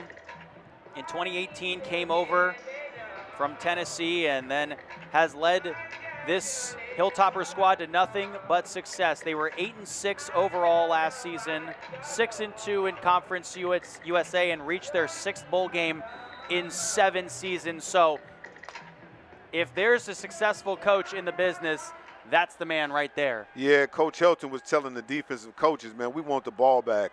Offense needs to score again. We don't have enough points on the board. Patu feeling the pressure, now steps up into the pocket and trips and falls just after he crosses the 25-yard line. So that'll be a loss of about 3 on that quarterback carry. Yeah, Patu is moving, but what I like, who's having a game crawling like he's in the Army or the Navy. He's a Navy SEAL making plays, Dominic Oliver. Shoestring tackle. Man, I just like his effort tonight. He is moving on the ground, grabbing the feet, anything he can do to make that happen. Because if he doesn't do that, Patu has green grass. So Patu actually comes from a football family. His father, Saul, played football at Oregon before playing in the NFL and the Arena Football League. And I don't know if you know about Patu, but he actually played at Stanford, and then he transferred over here to North Alabama. And his brother, Oren, played 4 seasons of football at Cal before transferring to Arizona. So I don't know if you know anything about that Cal-Stanford rivalry. I mean, you're a Bay Area boy like me, so you probably do. It must have been an interesting household on Thanksgivings, one going to Cal, one going to Stanford. Absolutely. Look at this fake. They're going to throw a fake? That one over to the far side, incomplete. Wow. Wow. You know what? They wasn't fooled at all. You know, we both from the Bay Area, California. We recognize a lot of things that we didn't understand that when on that fake right there. In this situation, you're going to put yourself in such a tight spot. And you're talking about that long to go to make that. Now you put them in easy situation. They score here. WKU score here. It makes it very tough. And usually you like to, if you're on the fringe right here on the 25 with this amount of seconds, 1 minute and 47 seconds, you got to try to go to the end zone pretty quick because this is a full play. You can have your entire playbook to make a play on this one. McIvor rolling to his right, pass is caught. That is his tight end again, Noah Myers. And he only picks up 1 on the reception, 2nd and 9. Yeah, they have Myers out here, man. They don't have Myers on the West Coast, but Myers was right there. He was open for a minute. 123 yards and a touchdown in 8 games with 5 starts for the tight end. McIvor pump fakes now over the middle, and he's got Myers again for his 2nd time. Myers grew up just down the road in Louisville, Kentucky. Yeah, Myers is getting his touches in now. I mean, McIvor is making sure he get the ball distributed to different players right now. He's doing a great job of getting that done. Myers last week, 1 reception for 3 yards. We take a look at the replay there. Yeah, this is a West Coast offense. That's what we call that Y stick. Everybody else is running deep routes, and the tight end is called Y stick. He turns 6 yards and just stop, look for the football. Talk about McIvor's processing here, because you saw him pump fake over to the right side there, but it seems like he's getting through his progressions pretty quickly, and if he has an open man, he can hit him. I mean, he has a lot of experience. I mean, 25 years old, been in football for a long period of time. What a great read. What you do is you look deep, right, intermediate, and short. So your eyes go deep to look if you get the big play, then intermediate, and then what he tried to do is get back to this, what we call the dump route. Looked immediately. Great catch. I think he caught the ball with his hands. I don't think it hit the ground on that. I mean, his body's outreached, but then he automatically, once he catches the football, actually brings it towards his chest and ducks his left shoulder under the football to secure it. Just to see if he made a football catch, but great review by the crew here, getting that on film. That's a great job right there they did on that one. Our broadcast crew doing a great job here for ESPN in Bowling Green, Kentucky. As the moon is up, it's a half moon tonight. And the ruling on the field was that the pass was completed to Noah Myers. It was very interesting, Jesse. I wonder if the camera people have 20/20 vision. That was pretty good. So each call was upheld that they've gone to review tonight. Okay, I mean, they were on top of it. We got to give kudos to the camera people up there, camera folks making that, been able to see that and corralling that. So that was really good to see, because it's difficult to see a ball that's in a position like that. And our head referee, Douglas Mercer, making that call there, leading our officials tonight. And now, with 1:05 left to go here in the second quarter, Western Kentucky looking to try to punch one more in. Yeah, it's going to be difficult if they can score here, though. Oh, we got another replay here. Look at that. Great hands. What we call stick 'em on that. Great catch by Myers. After catching the first one, McIvor is distributing that ball all over the field. Great catch there. Get the first down. No, that's not the first down, but it was a catch. Sorry about that. It'd be about 3rd and 1 to go here. And that gives you, I mean, Jesse, that gives you a lot of option, 3rd and 1, because you know you're going to go for it on 4th and 1. McIvor has hit 9 different receivers now in this ball game after hitting 8 last week. Myers with the most receptions with 3, and that one over to the far side, make that his 4th reception of the game, and that's a first down.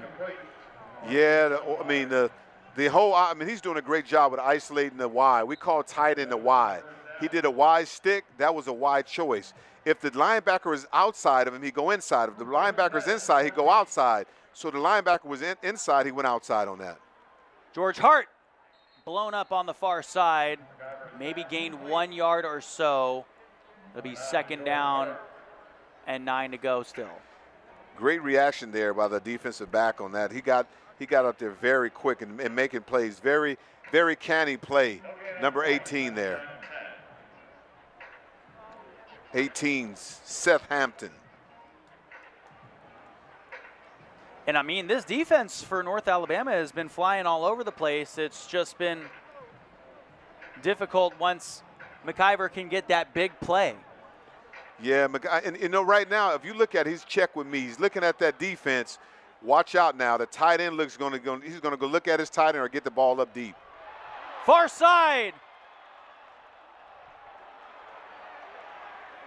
And the officials are going to go over to the sideline. That was Matthew Henry. It was ruled out of bounds, but our officials are still conversing over in that corner. Woo! Henry That's a looked touchdown. like he got that left foot down. Oh my goodness, King Henry.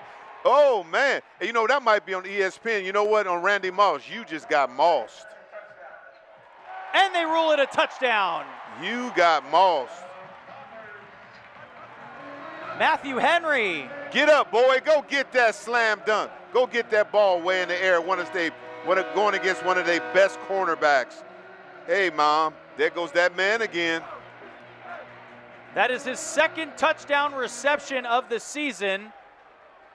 And that one comes from 14 yards out. Hail King Henry. Except this one's not a running back. Yeah.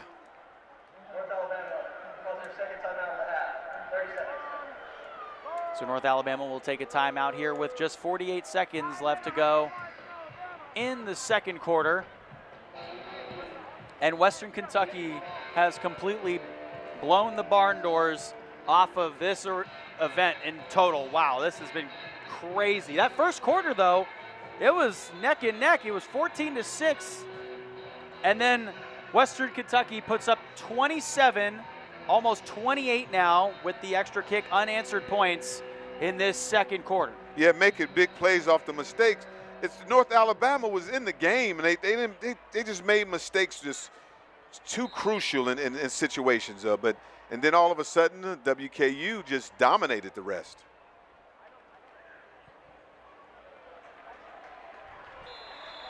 28 unanswered points here in the second quarter. Western Kentucky now at 339 total yards. North Alabama at 134 right now. And the interesting thing about North Alabama is they have played Maverick McIvor in the past. They knocked him off last year when he was at Abilene Christian, who they actually play in 4 weeks.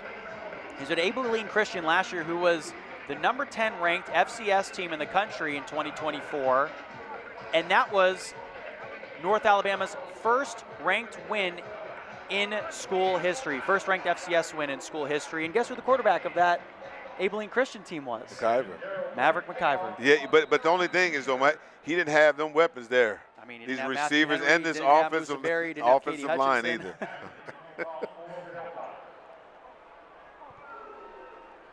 And here comes the boot. And yeah, Jack Cassidy blasts that one for a touchback. Very boring. I mean, that's excellent. I mean, he's going to be that's to be a pretty good weapon even for the NFL. I mean, to kick the ball like that when there's no chance of them to even to return the football. So look at that scoreboard, 42-6. McIvor, 19 for 24, has thrown for 263 yards and 4 touchdowns already. Yeah, it's not even with 48 seconds left in the half. So Juice Allen is the tailback at the left hip of Patu. Patu to pass. Now feeling the pressure, rolls out to the right, checks it down to Heatherly, his tight end. And Heatherly tackled at the 32-yard line. Yeah, Patu didn't have, it was almost a sack there, but that was great, extending the play, getting up to Heatherly to make sure we make one miss and get the ball north and south. Dylan Flowers coming in there to make the tackle as well, and Patu will scramble over to the near side up to the 33-yard line.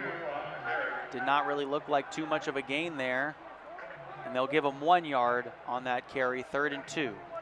Yeah, Patu, they just got to be patient. I mean, if he can get something happen, he needs some type of score here just to make it reasonable so they can come back on the second half, because you just can't. 42-6 is tough to come back to.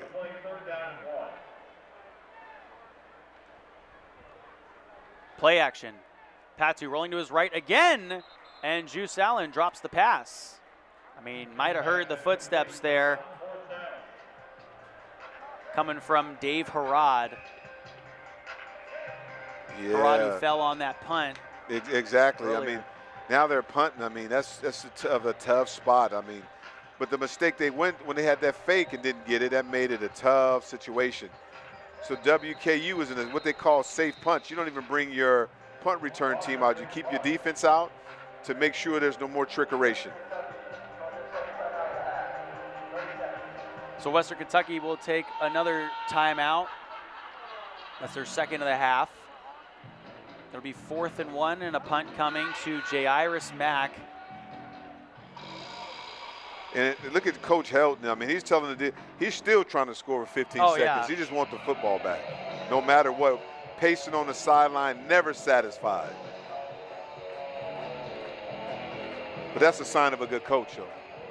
I mean, you probably want to be coached by a guy like that, right? Absolutely. I mean, and what I like about what the team is doing is they're allowing a lot of people to play, to get in there. Coach Helton's all gas, no brakes. And he's an offensive head coach, but he told us earlier in the week that he thinks defense leads the way, and so far the defense has held up and has only allowed 6 points. Jairus Mack allowing this one to bounce all the way back and into the end zone for a touchback. Yeah, that was a booming punt there. That was a really good punt there. Just too far. 6 seconds on the clock now as the offense can get one play. They could take a knee since North Alabama is out of timeouts, or do you think something else will happen? Shot downfield? Man, I don't know. Go route? You know what? Because you know what? You know how you get in those. Don't be fooled. Yeah. Coach Helton got some tricks in his bag too. Yeah. Now you look like you're gonna take a knee. You know, you take a fake knee. I think who did that? Penn State or somebody did that before. But you do like you're taking a knee and then you go to take the ball deep, through a ball deep. It seems like they're going to take a knee here. Well, McIvor goes under center, so that's a telltale sign. And a first half to remember if you're a Western Kentucky Hilltoppers fan, and a first half to forget if you're a North Alabama Lions fan. 42-6. Western Kentucky scores 28 unanswered in the second frame and lead big as we go into the half. The second half of action about to get going here at Houchin-Smith Stadium in Bowling Green, Kentucky. Jesse O alongside the great Terry Obie. And Terry, what a first half it was for Western Kentucky, and their offense has just been firing on all cylinders. It's what it seems like the last 2 weeks. Let's talk about the unsung heroes, the offensive linemen. Yes, I mean, they're making play. And when you say the great, oh man, I think they're doing better on the field. But anyway, that offensive lineman has been really great. They are not, before, the defense for North Alabama was having a lot of penetration through the line of scrimmage. But for some reason, Coach Helton on that sideline got those guys together, and the offensive coordinator made sure that everything was okay. But they've been a total different team in the second half. The second quarter. Yeah, I knew what you meant. And that's been the thing, is the theme with this team is this offensive line, when they're good, this offense can go at all cylinders because they're an air raid offense, so they're going to be passing a lot. So the quarterback needs a good amount of protection. Speaking of protection, Lawrence Seymour is the Conference USA Offensive Lineman of the Week, reigning Offensive Lineman of the Week in Conference USA. And he might not even be the best player on the offense. Marshall Jackson, a guy you like, a guy that a lot of NFL scouts like as well. He's a heavily requested player that they want to come and see on this offense. Yeah, I mean, they see him all the time. But all these guys are gelling together. That's the last thing to come as your offensive line. And that's what Coach was looking for. And then when you have that type of lineman played in the way McIvor's playing, he's feeling comfortable back there. And this is early in the season, so it's going to be amazing to see what happens later if he continues to be this comfortable. And you really think that Coach Helton's going to keep the starters in there? Yeah, you can. The third quarter, he's going to keep them in for a little bit. Yeah. And then I think he might, if they're able to get another touchdown, then maybe they'll do a different thing. But the defense has already been moving people all over, so they're used to playing. So the quick handoff at the beginning of this second half here, and the tailback gains about 3 yards on the carry. And that's Juice Allen. Good for 3. Good for 3 yards, but Juice needs to get loose right there. There was really lot of space in that A gap between the center and the guard there. I mean, that wasn't much space, so they got to try to get some type of big plays downfield. Patu ran on an option. Now up the middle of the field. He's got some room to go. Cross midfield. And he gets brought down just short of the 45-yard line in Hilltopper territory. And Venson Sneed, how about the big man hustling back to make that tackle? Yeah, great play right there, though.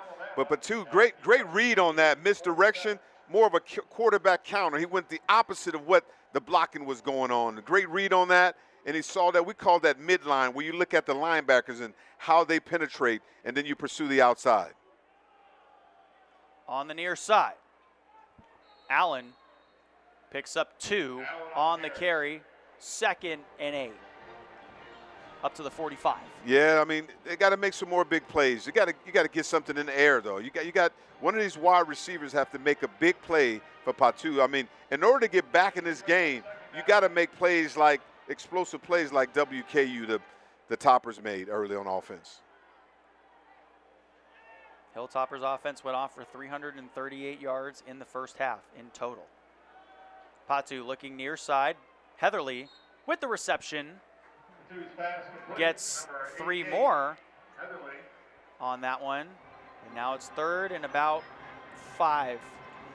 Yeah, Heatherly, I mean, great hands on that, getting around. But you know what? You cannot just get 5 yards now. I mean, you're down 42-6. I mean, there's a lot of time in the game, but you cannot waste as much time right now.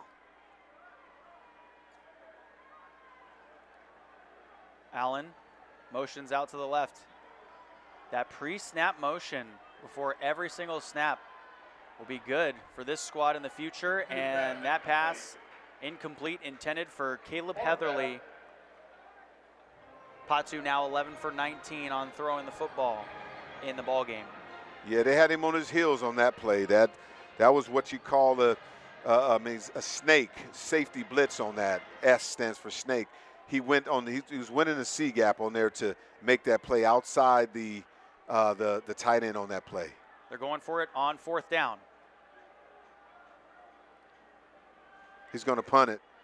Patu's going to kick it himself from about the 48. And it'll roll out of bounds inside the 5. Not bad for Yeah. Patu. I mean, that looked like my 9-iron. No, pitching wedge. That was a nice pitching wedge. Kicker. Quarterback looked like it engulfed the pitching wedge, man. He had a little spin on the ball and spin back on the 5-yard line. Great punt on that. That's not how my wedge works when I hit it, or I try to hit it. Yeah, I mean, that's why my last name is OB for out of bounds.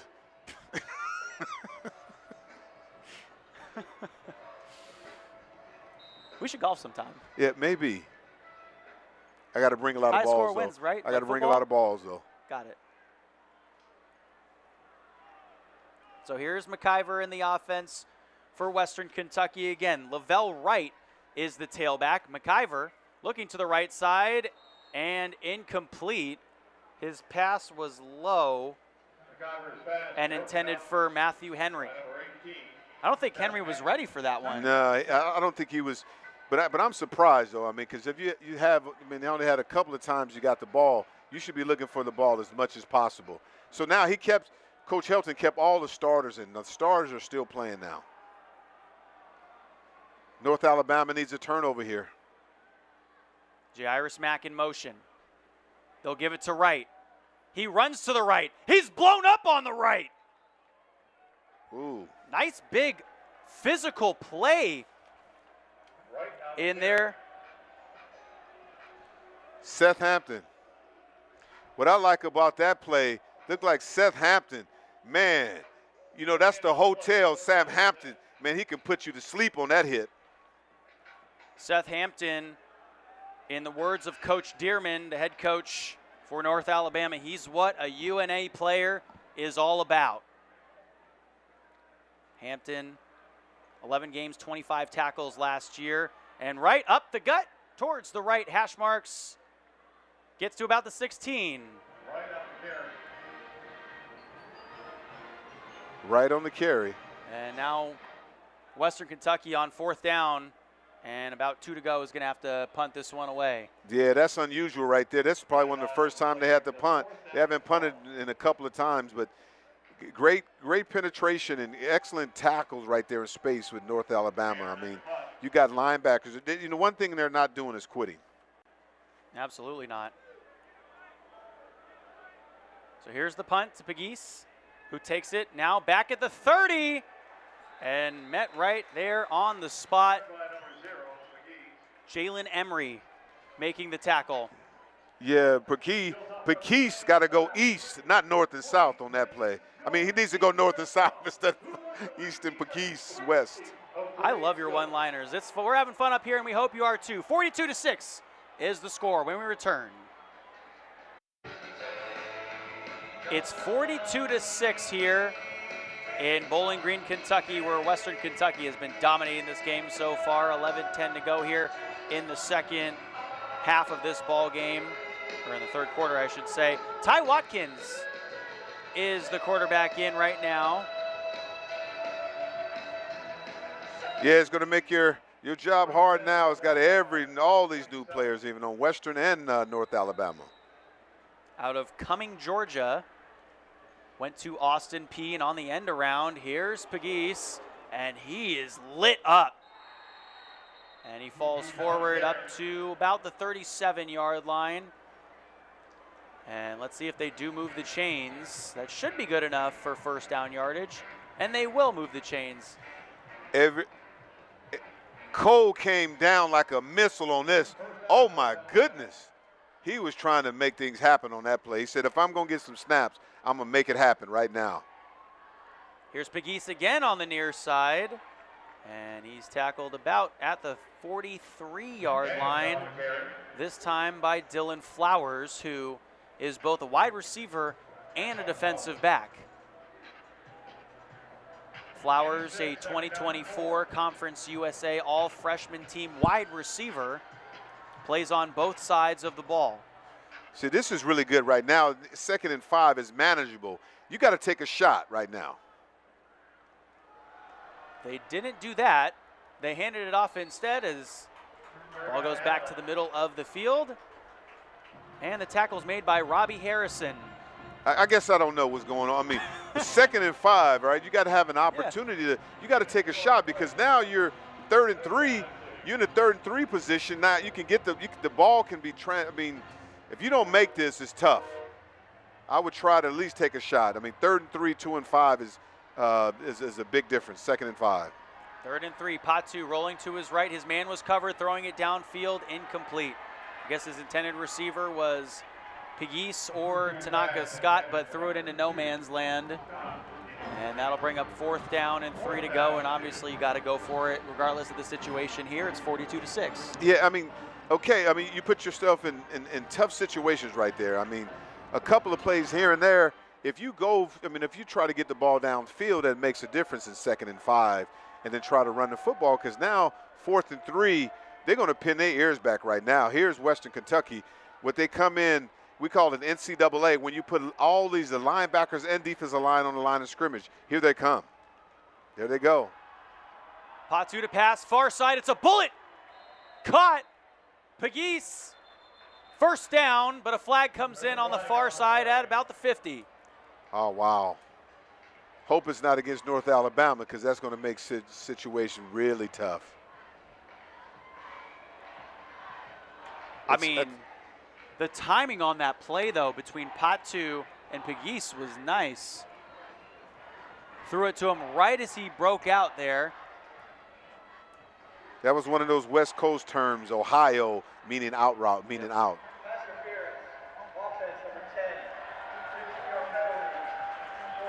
See, Jesse, that's that one play, right? Yep. Every series every series it's always happened like that. I wonder what happened on this, because he tried to pick play. That's what they try to do.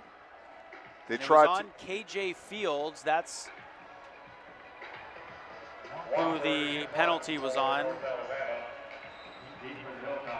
Fields only 1 reception for 4 yards. Maybe a little frustration. Yes. Here in the 2nd half of this ball game. And once they look at this video and see everything, they were in this game, but it was like self-destruction. A couple of plays here and there, and it changes the whole game. Yeah, they were trailing 14-6 after that 1st quarter, and I think they had even you thinking that, hey, they're playing really good. They're keeping up with Western Kentucky, and their defense was throwing all these different looks at Western Kentucky, and that's something that North Alabama's defensive coordinator, Brock Caraboa, is known to do. He's in his 3rd season, came over from Tiffin, but when we were talking to Coach Helton, he was saying that, they might run, a base 4, but then stack the linebackers, so then they get a free hitter from the back linebacker, and we saw that a couple times in this ball game. Yeah, and that's what they started the first drive with. When you got those stacked backers, it's called the prowl defense, where you don't know where they're going, so it's prowl stack. You don't know exactly what those linebackers' responsibilities are. They can confuse the line of scrimmage. McIvor still in there, hands it off to his tailback, who gets across the 40-yard line and brought down 2 yards after the line of scrimmage. George Hart III on the carry, the senior from Baton Rouge, Florida, a 2025 Doak Walker Award watch list recipient. Last year at Western Kentucky, rushed for 206 yards and 2 touchdowns. That pass is caught by K.D. Hutchinson, who is having his first 100-yard reception game. And what more can you say about K.D. Hutchinson besides he's been dominating? And that was just his 4th reception. Yeah, great. McIvor, he called that. Check with me. That was one of those double stick where you get the ball in the K.D. Hutchinson hands early. He goes 10 yards down the down the field, and he kind of hooks up while the outside guy is running a post route deep to attract the safety. Now this right here, when they're in this slot, this kind of position, they try to trick you with this run game. Direct snap to Hart the third, and he gets the first down across the 50-yard line into Lions territory up to the 48. And I've been surprised by watching Western Kentucky when they line up. Have you noticed? Now let's get some little data analytics, see if it works right now. Yeah. When they're on the fringe on the 50, they're about 60% of the time that they take a shot when it's the trips. But it may change because they have 42-6. Let's see what happens. 3 receivers over on the right side on this one.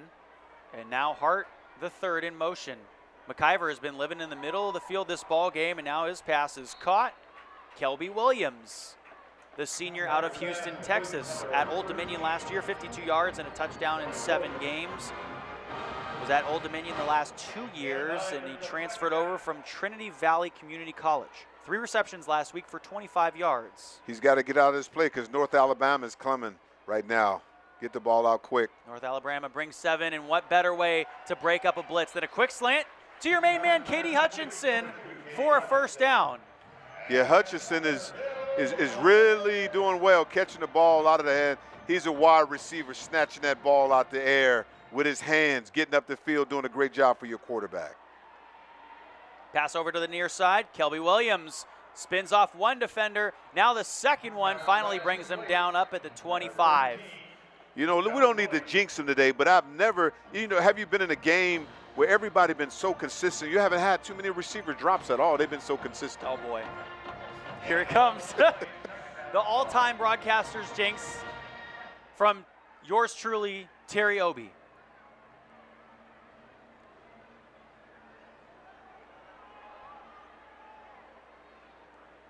About 6 minutes and 27 seconds left to go here in the third quarter. Backpedaling. The pressure was coming on McIvor and just left it short for George Hart III. Yeah, I mean, they're trying to bring some pressure. I mean, we call that dogs, Jesse. Yeah. I mean, dog blitz meaning linebacker blitz on that. You had 2 linebackers coming to Mike, meaning the middle backer, and then you had Sam, the strong backer. So, okay, you got that. You know football. Mike, Sam, and Will. Yeah, there you go. Will is and weak. Nickel. Yeah, okay. Because, a lot of teams are running 3-5-5 now in college. Here's Hart. Over into the flat on the left side, past the 25. And he gets down to about 24-23, but it'll be 4th down and about 3 to go. And, I mean, you could see what your guys got on 4th down here. Would make sense to go for it because you're up so big, right? Exactly. He gave it to Hart, got up the field. Very physical, though. I mean, trying to get it up. But that line of scrimmage is having a lot of push. I would just – if, you think about it, they might even run. They're going to get the ball out. Let's make sure we get to the tight end. Myers should be open. He was moving. False start.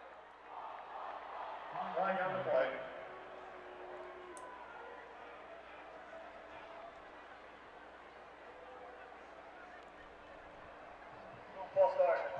Offense, 53. 5-yard penalty. 4th down. That one on Marshall Jackson.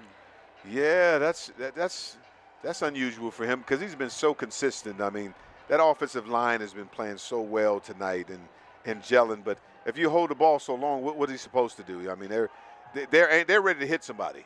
Yeah. Only 2 penalties last week, by the way, against Sam Houston for 17 yards. So here's a 46-yard attempt. It is up, and it is good. Nice kick there by John Cannon,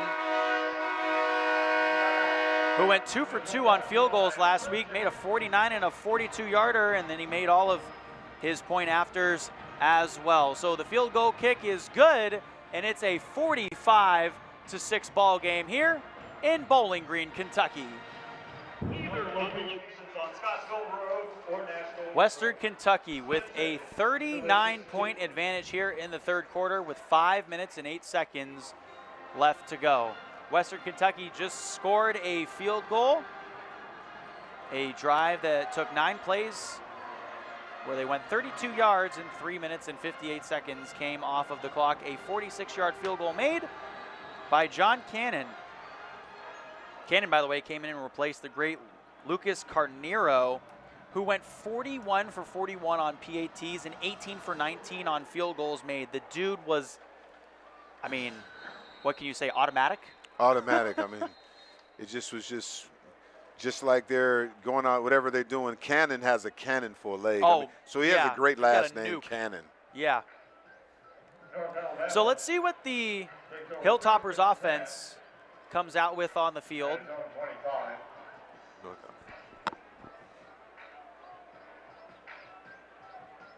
Looks like Destin Wade, the sophomore from Spring Hill, Tennessee. You mean North Alabama, right? Yeah, exactly. Or North Alabama, excuse me. He's good. That's what I meant. So Wade pitches it forward on the end around, and coming to get it was Pegues, as he's tackled for a gain of about 3 yards on that carry. Pegues last year played for Bowling Green, not to be confused with the city, played for the university, Bowling Green State. Had a 100-yard kick return for a touchdown on the first play of 2024. That pass is caught on the near side by Christian Burkhalter. Tight end 2 on this team from Mobile, Alabama, the sophomore at 6'5", 250. Yeah, very good play right there. Good poise, got the ball onto him. What I like, he got north and south to get the ball. Big guys, you don't need to shake and bake. Get up and make some ground and be aggressive up there. First down for the offense. Yeah, you got the tight end back. Look for something. They got to do something out here. Wade's doing it himself. Rolls to the flat on the outside. Past the 40. Now the 50 and room to go. Now the 40 in Hilltoppers territory. A big pickup there. Went from the 35 to the 40 on the other side. Pickup of about 20. Yeah, I mean, that's the explosive play they need. But also to follow that up, now you got to take a shot. Get the ball in the air. Get that out of here. And he was feeling the pressure. So Destin Wade has to fall away from it. Jaden Gray was in his face. Yeah, he was right there. It wasn't black and white. It was all gray. So Jaden Gray, the senior from Fort Worth, Texas, deters that pass right there. And he'll get credited for a quarterback hurry on the play. And now the snap. Wade's going to keep it himself and falls forward for a gain of about 1 yard. It's 3rd and 9. Yeah, I mean, I'm surprised they didn't play Wade earlier. I mean, he has really good feet and space, though. He's got, he's really dynamic, though. He seems like he runs a little better, though. So. LT Sanders is the tailback who spent last year here at Western Kentucky. In 28 games, had 533 rushing yards, 2 touchdowns, and 12 receptions as a tailback here for the Hilltoppers on the near side. That pass is caught by KJ Fields. You know, when Sanders was here, we call him Colonel Sanders, Kentucky. Colonel. Hey. Yeah. Great play. I think that was a great play getting that ball out. I mean, and if you can get that many plays, he just didn't keep his feet in. But right now they're moving the ball. So they changed quarterbacks, so they might find something. It's early in the season. They're trying to see what they have on their roster, see what they can do. 4th and 4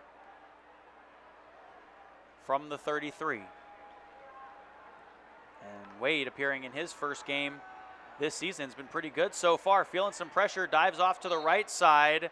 And Machiavelli Malatumau was right on top of him on that play. And it seems like Wade was getting the ball out for his life.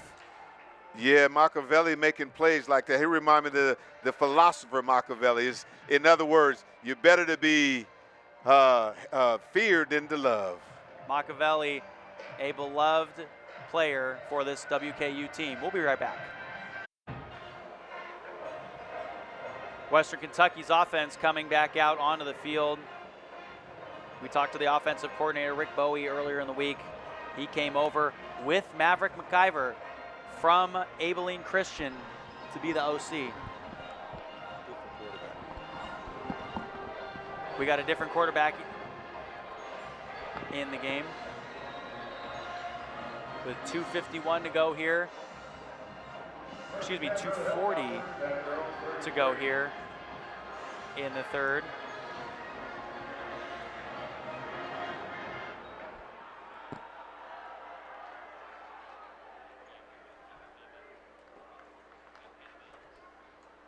And the new quarterback is Rodney Tisdale Jr., who's got a man open for a first down over across midfield. Yeah, Tisdale's very athletic. Coach always talked about how he can make plays, and that was a great play there. Got it right to the receiver. Rodney Tisdale Jr. hands it off to his tailback, and he's going to dive forward across the 40-yard line, stumbling, bumbling up to the 35.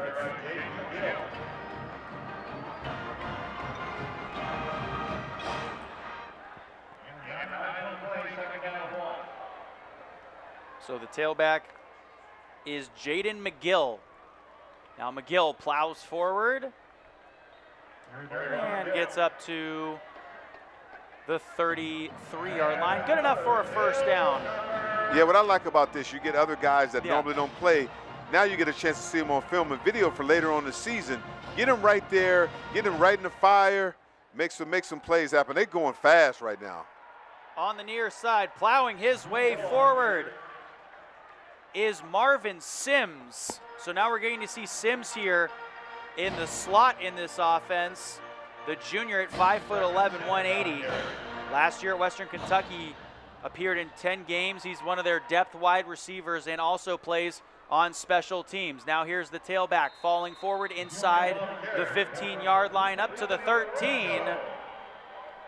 Second down and about 5 to go. Yeah, right now this offensive line is dominating. I mean, now they're going to the read option. You know, you got more of an athletic quarterback to get in there, so you change it up a little bit. This is something North Alabama just didn't expect on this one. McGill bouncing off the outside line and across the 10. Gets to about the 7 or 8. Let's see if they move the chains, and they will. It's now be first and goal. Yeah, they better be. You know what, North Alabama, look what Tisdale's doing. Great reads. I mean, you see the defensive end over shooting down so much he gives it to the running back. So here's a fun statistic as the time is going to wind down. I've actually called Rodney Tisdale Jr.'s games before. Wow. Interestingly enough. It's very interesting. I'll tell you where. At the start of the fourth quarter. So through 3 quarters, only 3 points put up in that third quarter, but a 45-6 lead for Western Kentucky. We're through 3 quarters of action. 15 more minutes in the ball game. Coming. Nothing more beautiful than a college football game on a Saturday night here in Bowling Green, Kentucky. And we'll take a look at Maverick McIvor's stat line because we assume he'll be done tonight. 24 for 31, 305 yards, 5 touchdowns, no interceptions, a 77% completion percentage, and 213.3 is his quarterback rating. Now through 2 games of the season, he has thrown for over 700 yards. Man, I'm getting tired of thinking about that. That's pretty good. That's a lot of real estate, and that's a lot of miles. He's also responsible for 9 total touchdowns. Here's Tisdale Jr. feeling the pressure from the backside. Incomplete. His intended receiver was Marvin Sims on the out route. Yeah, Coach Helton talks so much about Tisdale. I mean, he's so very athletic. Great read, getting the ball out quick too, though, just to avoid the sack. But it's excellent, man. This offense is just dynamic. You got all these receivers out there that can make plays at any time. Tisdale Jr. is the quarterback here at the start of the fourth quarter. Now in motion, Sims is going to walk into the end zone untouched for the touchdown.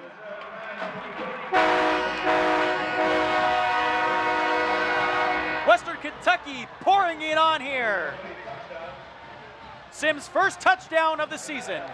They're not slowing it down at all. This misdirection, when you have this flood, the linebacker did not catch up with the wide open Sims. You know what, he gave him like a little stutter, and when you got outside, he outflanked the linebacker, and there was no way he could catch him. Rodney Tisdale Jr. records his first passing touchdown of his collegiate career. And he was just ready on the sideline the entire time, just ready to go. Cannon perfect on that extra point. Yeah, he's ready to go. I mean, that's great film study to see that. Sims scores from a few yards out, the 8-yard touchdown, and Western Kentucky up big.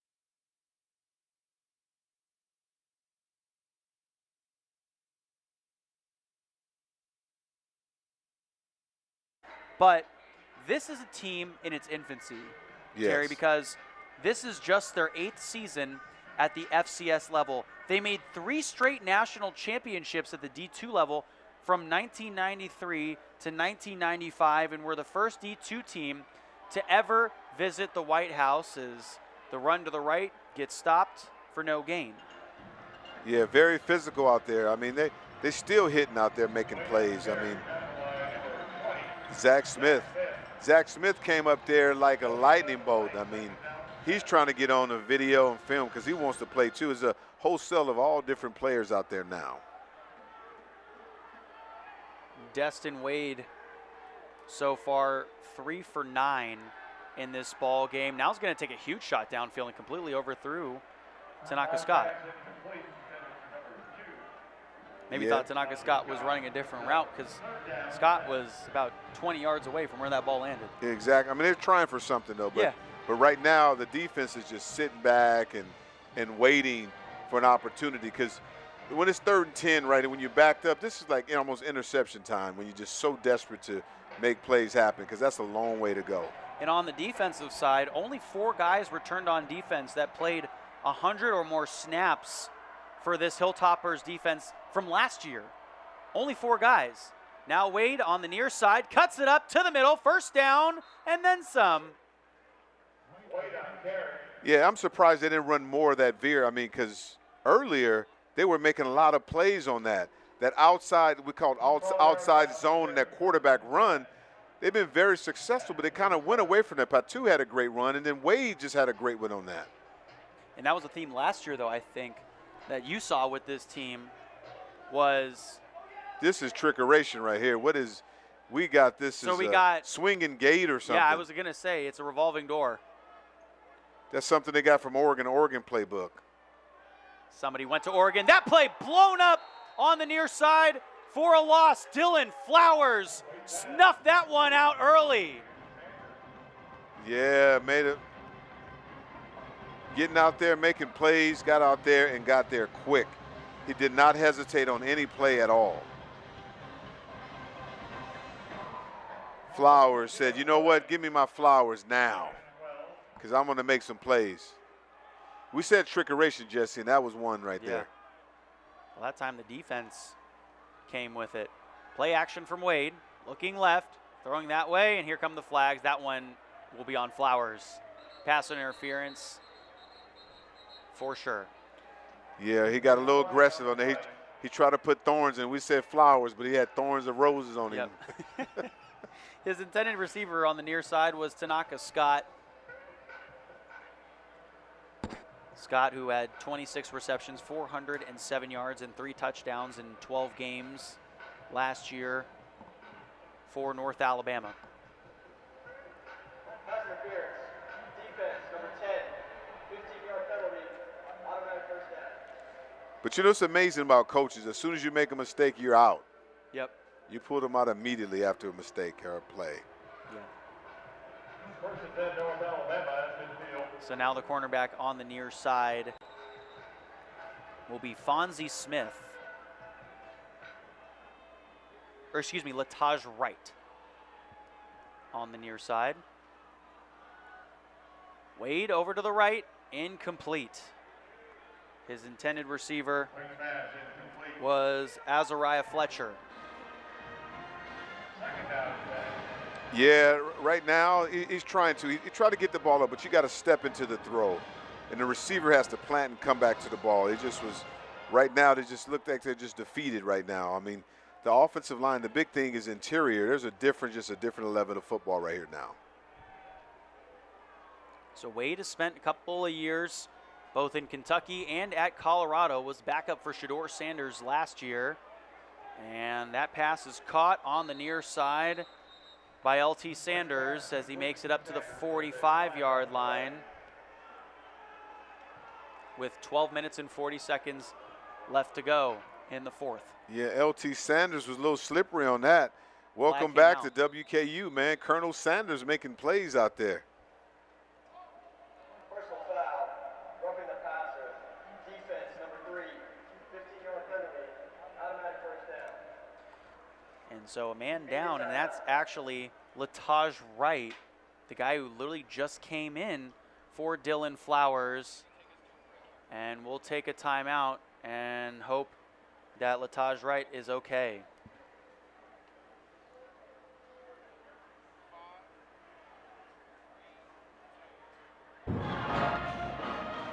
A roughing the passer penalty on Anthony Brackenridge leads to a 15-yard penalty.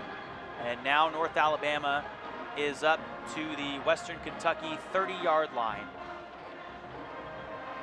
So Destin Wade actually has been doing some good things on offense here. Played one game last year against Arizona, transfer after 2 years at Kentucky and Colorado. Played in the bowl game actually for Kentucky back in 2022. A deep drop and now a throw over the middle, just a little bit high of Justin Pegues. Yeah, that was a pretty good throw. Good read on that. He just had the ball up just a little too high in the air. But at least they're trying to do that. Well, it's also he hasn't really gotten an opportunity to pass the ball a whole lot yet in college. Yes. So, he's very athletic. I mean, he's athletic and he's making the right reads. It's just how do you dial that throw in a little bit. We've seen him overthrow a couple of guys now, and that just comes with more experience. Absolutely. And then you got to step into the throw. Here's Sanders. Bounces over to the right side, and up to the 25 is where he's met by Braxton Myers for the tackle. Myers played at Southern Mississippi last year, 31 tackles, 2 for a loss, and had 1 pick 6 in his season for Southern Mississippi. 12 games for them. Wade, 360 spin, had pressure coming in his face. Tracking him down was Jordan Donald, the linebacker. Yeah, Donald, a 222-pound freshman. Sorry to cut you off. So he's in now as part of this reserves group. And the nice part is, as you were saying this earlier, getting guys on tape, seeing what players have and what packages you can put guys in, especially late here in ball games like this. Who can you rely on? Because you're trying to see who's going to treat this like a 0-0 ball game rather than a blowout, 52-6. Wade bouncing to the outside of the line and tackled on 4th down for a loss. It's a turnover on downs for the Lions. Yeah, he comes in. You know, you got to make your opportunity when you get a chance.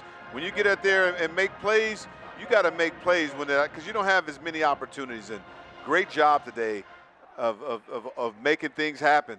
Very physical, and like you said, Jesse, even on video and film, they never quit, never go, or never stop. That's Jordan Donald again on back-to-back plays. He's dialing up the heat on the quarterback. And now we'll see Rodney Tisdale Jr. again in. And he'll hand this one off to Roderick Taylor Jr., who bounces towards the outside. Actually a good pickup run there. About 5 yards, Jalen Hampton. Man, and playing very physical. I mean, the Hampton is in. So Rodney Tisdale Jr., I actually got to see when he was playing in high school, went to First Coast High School in Jacksonville, Florida, as he hands this one off to Hampton again, and that should be good enough for a first down because he got up to the 39-yard line, and they'll move the chains. But yeah, I got to see Tisdale. I was calling a high school football game for Edgewater High School in Orlando, Florida, and Tisdale and First Coast came down because it was part of their playoffs in the state. And it was the state semifinals, and he got to come into Edgewater, and he threw for 2,348 yards and 26 touchdowns to just 8 interceptions for that team. And now he's got a first down and a man on the far side. So that'll move the chains even more. Very, very physical, but Tisdale threw a nice, man, it got a dart. What a great throw right there, coming out right out of there and getting it into the receiver's hands. Man, these guys they're not letting up anything right now. Hampton to the middle of the line. Picks up about 4. I mean, I like the wiggle. I like what these guys are doing. These guys stepping up.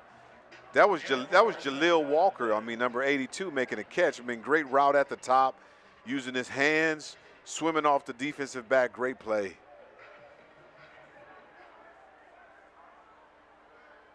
Tisdale Jr., a one-on-one two-star with the prospect safety by Rivals and a 3-star by 247 Sports. And on 3, he's a redshirt freshman here for this squad. So Jesse, he's got a future there, right? I mean, he's making some great reads right now. Really poised as a quarterback, Tisdale. He was in an air raid offense in high school at First Coast, so he's in here and showing really what he can do.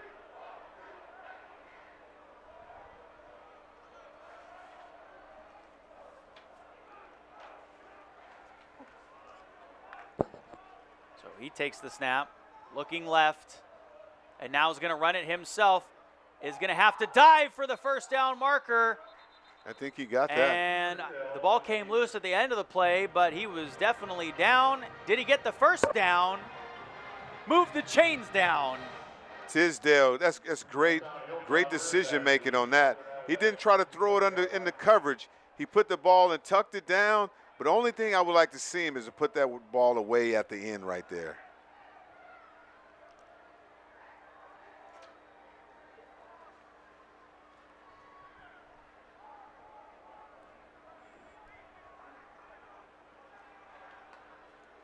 Three receivers are out on the field, a traditional set for Western Kentucky. Tisdale Jr. throwing to the outside, incomplete. Flag comes in. That one's going to be on Michael Jordan, not the basketball player, the senior here for North Alabama out of Houston, Texas. Yeah, number 82, Jaleel Walker. I mean, he's got some potential. That was a great route. I mean, he got held at the top of that route. If he didn't, he would have came back and caught. He would have came back and caught that with his hand. Great step in the comeback to the football. Great job. Jaleel Walker, the intended receiver. Walker, the redshirt senior out of Phoenix, Arizona. My new residence. Played at Allen Hancock College before transferring to Western Kentucky. You got the safeties low. You got to get that ball up to run. And they go with the run, but a great job by that defensive front, stopping it for a 3-yard gain. So I'm liking what's happening right now. They continue with the same offense. I mean, it's NASCAR offense. They're not shutting it down at all. It's good to see other guys get in and see how Tisdale throw the ball and direct these plays right now. Jalen Hampton on the outside. wrestling for it, and some extracurriculars after the play was over on the sideline, and a flag comes in. You see, that's one thing about guys like playing late. Yeah. They're so excited, they're so enthusiastic to make a play for their coach because they want playing time that they sometimes make a lot of mistakes out here. They're just too over-aggressive.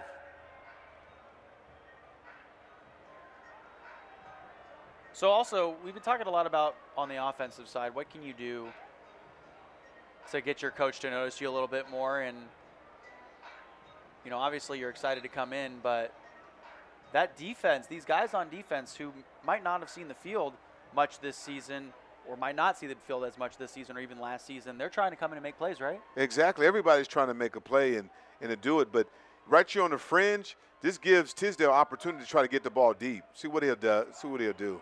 Tisdale rolling to his left, trying to set up his receiver, and left it short. And when you hold it, when he makes a move like that and run outside, it's usually holding. There's a flag, maybe another hold. And this could get walked back even more. They have to get to the 4-yard line for it to be a first down.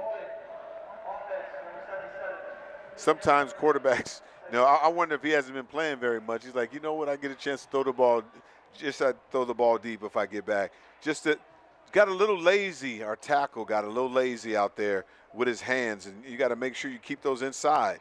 It's not holding when you keep your hands inside, but when you get them outside your frame, your body frame, the umpires, the referees can see that really quick. Melvin Collins Jr.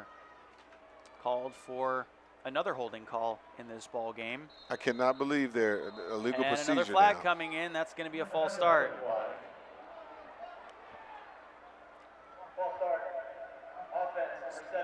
So 3 penalties in a row. What is practice going to look like next week now from a football player's perspective? But also too, like you know, you got the young bloods in there. You know, they're making little mistakes. You know, he jumped early, and but just a little eager. I mean, Jamil Jackson. I mean, he hasn't been out there, the offensive lineman, and he's just trying to get his opportunity to do something. Now, at North Alabama is like in a prevent defense now. I mean, it's 2nd and 33. So you got to hit him with a screen or something or get the ball out quick. They got to go about 1.5 miles here, get to the 4-yard line, there you and go. they're going to toss it over to the middle. Gain of about 15, but still nowhere close. Yeah, I like what Tisdale's doing to me because you tell your quarterback, he's looking deep, right? Don't make a mistake. Get down to your check down, meaning that running back is underneath. You look at everything. You look deep, intermediate, and you just dump the ball off to your running back. Sometimes that's the safest bet. Jaden McGill had the reception there. 367 total passing yards for the Hilltoppers offense, which entered week 1 leading the nation. I can see a mistake. They leave the tight end wide open. Or the Tisdale receiver. to Sims again, just a little bit far. Wow. Marvin Sims had a beat on the cornerback, and Tisdale just overthrew him a little bit too much mustard on the ball. Just a little bit, but he stumbled on the release at the line of scrimmage. I mean, so, see, if you think about it, he was there. See how he's falling away? If he runs through the football, he probably would have got it, but he kind of tripped a little bit, kind of stuttered a little bit earlier, and that's part of it. And he's going to be coached up on the video and film when the coaches see that. 43-yard attempt coming. Here comes Jack Cannon. And he's good. Cannon hasn't missed one yet this season. With 6:30 to go here, a 55-6 lead here in Bowling Green, Kentucky. The Hilltoppers have been dominant all season long so all far. Season.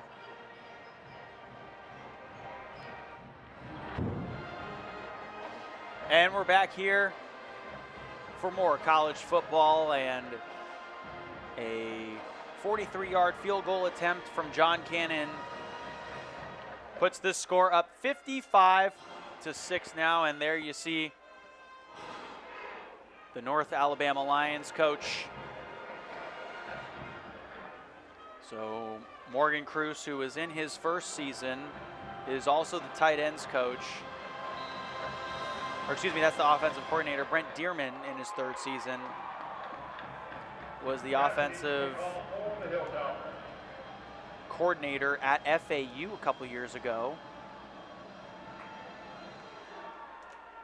Interestingly enough, the Hilltoppers have played Coach Dearman in his last 2 schools and was able to get wins over him as well. Wow. I mean, so I guess he's coming to the Hilltopper Nation. He's like, it's not good to play against them. So both at FAU and MTSU, yeah, Middle Tennessee State. It'd be really good to see something positive from North Yeah. Alabama. I mean, you want the coach to leave here with something that they can build on. Yeah, Coach Dearman has been at 7 different schools in 7 years and finally lands his dream head coaching job here as Sanders takes the ball up to the 27-yard line, 2nd down and 8 to go. By the way, Dearman also has employed 2 Hall of Famers on the coaching staff at Wow. UNA. Yeah, great catch. I mean, that was by Sanders with a jump step. But you know what, these linebackers are doing well. I mean, for WKU, they're swarming. It's all new people out there, but they're just trying to make their way right now. This one snuffed out from the beginning. Looks like a loss of 1, 3rd and 9. By the way, Sanders, 21 carries last year, 103 yards in total for the junior at the time. Now here he is as a senior. Yeah, Ellen Jones making a play like that. I mean, he's very, very, very aggressive right now. I mean, they just pinning their ears back and just bringing it right now.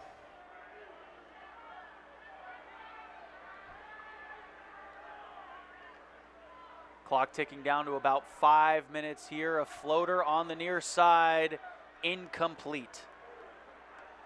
The intended receiver for North Alabama on the play was Azariah Fletcher. Yes, and new quarterback in, right? Justin David, or DC Tapscott, excuse me. Floated that one over to the near side, incomplete, and now Western Kentucky has the opportunity to strike back. 5:11 to go here in the 4th quarter, and Western Kentucky up big, 55-6. The Hilltoppers over the Lions. They all break, right? I mean, all gas, no break. They have not No. slowed down at all. And speaking of all gas, no break, they still have Jairus Mack in there making the fair catch at the 30. But what if he wanted to run it up? I mean, they took all the starters out already, but Jairus Mack says, no, coach, keep me in. Yeah, everybody, offensive line, quarterbacks, running backs.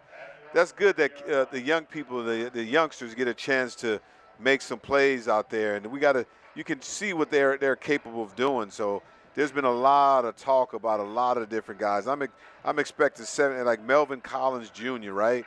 He's get out there. He's a redshirt junior. I saw him out there. It'd be good to kind of to see what these guys got out there. So North Alabama goes back out there on defense. Rodney Tisdale Jr. is the quarterback now. And he's going to hand this one off. And a seam up the middle as the tailback splits the gap. But a flag comes in. That might be a holding. Yeah, that's the only thing about when you have guys, I mean, young guys coming in and playing, it's not going to be as crisp as it was before. You're going to have a lot of penalties. Melvin Collins Jr. again called for an offensive holding. Yeah, he's got to keep his feet running. I mean, a little lazy right now. He's got to be more mentally stable than that and not be so aggressive, right? Because what happens when you hold, you don't run your feet, you don't keep your feet moving, and you get lazy and you grab. A nice warm night here in Bowling Green, Kentucky. This is the first time in program history that the Hilltoppers have 2 games in August as McGill is pushed out of bounds at about the 23-yard line. So still a lot of making up to do. But you talk about how warm it is in August. I mean, we haven't really seen any guys cramp too much, but this team has never played also as early as August 23rd, which was their opener for week 0. A flag coming in, they're letting it offsides, you got to let it go. Oh, I'm impressed. And on the far side, catch, was it made? No. But Jalil Walker was almost able to haul that one in on the far side. Walker almost walked that ball down. I mean, that's really really good play going at the high point and trying to make that play.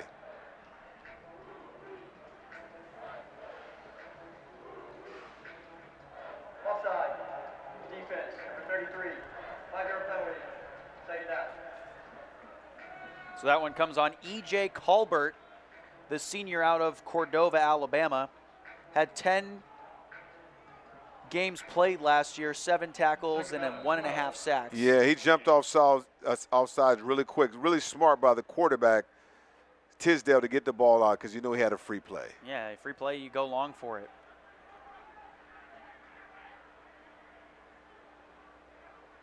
It's 2nd and long. North Alabama showing pressure. They're going to rush 6. And on the near side, pass caught by Sims, and another flag. But I think that might be more of a late hit, right? 26, yeah. You saw Tisdale hit the deck. Personal foul, roughing the passer. Defense, number 57. 15-yard penalty at the end of the run. Automatic first down. So the automatic first down after the end of that play. Yeah, that was so obvious. I mean, you can't hit them late, though. I mean, there's no excuse for doing that. And what coaches don't like is when you get in, you still got to be consistent. You cannot be out there just running like a maverick, right? Just doing whatever you want.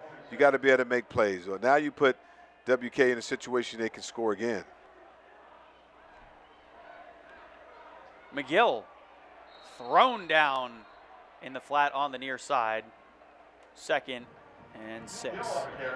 By Glover. I mean, that was a very physical play. There's another person down, and you don't like this when this happens, when you got at the end of a football game and he's flat on his back. So we just hope that everything is okay.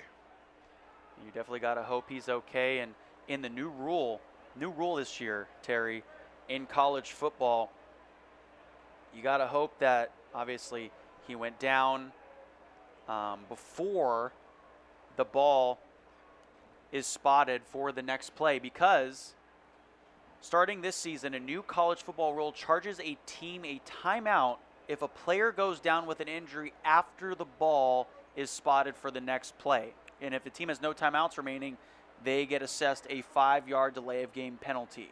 So this rule is used to aim to prevent players from faking injuries to gain an advantage, such as slowing down an opponent's momentum or to stop the clock. But clearly seems like he got roughed up there, and we hope he's okay. Yeah, he's getting up there. So do we got a sweet, awesome. It's a big kid. B.J. Dicotti, the senior from Birmingham, Alabama, transferred over to North Alabama this year from Vanderbilt, where he played 27 games, 36 tackles and 2 sacks for the senior. See what happens here. You know, that was holding. You know what? He just didn't get caught for that holding again. That was another holding on him, and he's got to run his feet, though. I mean, that's what we got to do that.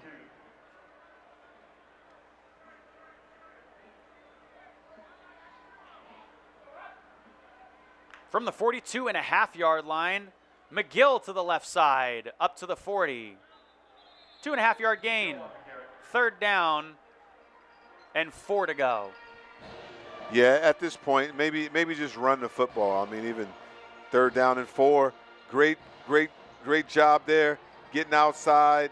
But I think there was even a better shot by the linebackers coming up and stepping up and making plays on that. So the Western Kentucky Hilltoppers, after this game, they have Toledo, Nevada, and Missouri State. Pretty good strength of schedule for Coach Helton's squad this year. Yes, I mean, the big thing is Toledo. That's going to be a good game next week. Great catch. You know, I'm impressed with him today. He's making a lot of plays. I mean, using his Isaiah Meyer. I mean, that's the kid that you're going to have to see in the future.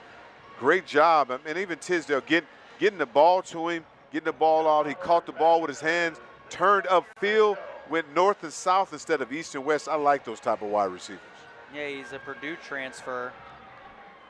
13 receptions for 237 yards last year. I would give the ball. He got one-on-one coverage. Get the ball to him again. But, you know, ooh. Violent. They still hitting. Run there at the end of the play. I mean, that's what you want to see, though, if you're a head coach. Can your guys still hit even if you're down by a lot? Exactly. You're still going to bring they call it wood. You're going to still bring it. And we've reached the 2-minute warning here in the fourth quarter. A 55-6 game on a beautiful night in Bowling Green, Kentucky. 7 touchdowns have been scored in this game, all by the Hilltoppers. So talk about a home field advantage. It has been helping them out immensely in these first 2 games. The first one in week 0 against Sam Houston, they won 41-24. And they have a 49-point lead here tonight. Yeah, this has been just one-sided. I mean, it was a pretty close game earlier, but now at the end, I mean, the start of the second quarter just been an onslaught. But I think North Alabama self-destructed early and never been able to climb out of it.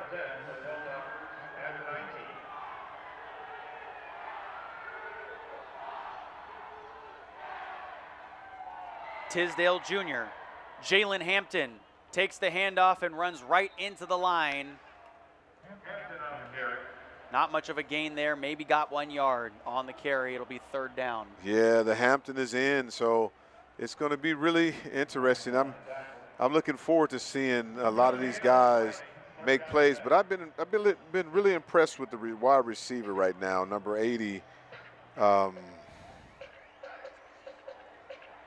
Isaiah Myers. I mean, yeah. If he get an opportunity to play more, he might be something special right now. So see what he does now. I mean, he's going to have one-on-one right here with the safety over top to the other side. See if he goes one-on-one to Myers. He's going to run the football. Bouncing over to the near side is Hampton, and a flag comes in. Holding again. 2 flags come in, and that'll stop the clock.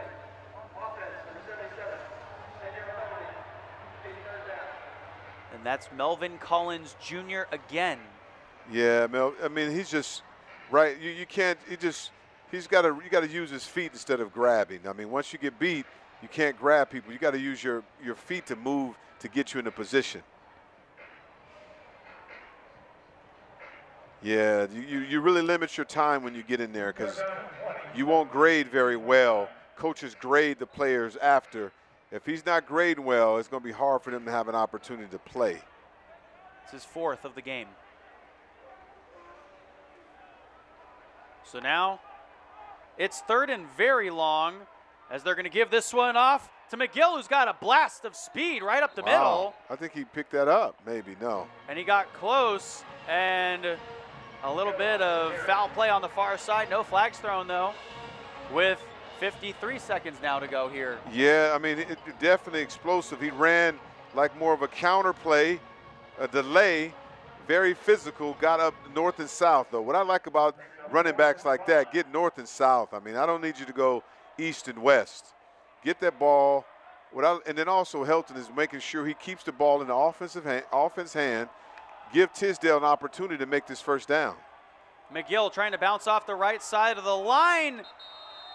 And didn't gain anything there, but a flag came in on the far side. Wow, I mean, this is getting a little sloppy later in the game. The 4th quarters had more penalties than the entire game. I've seen more laundry on the field than I've done this week.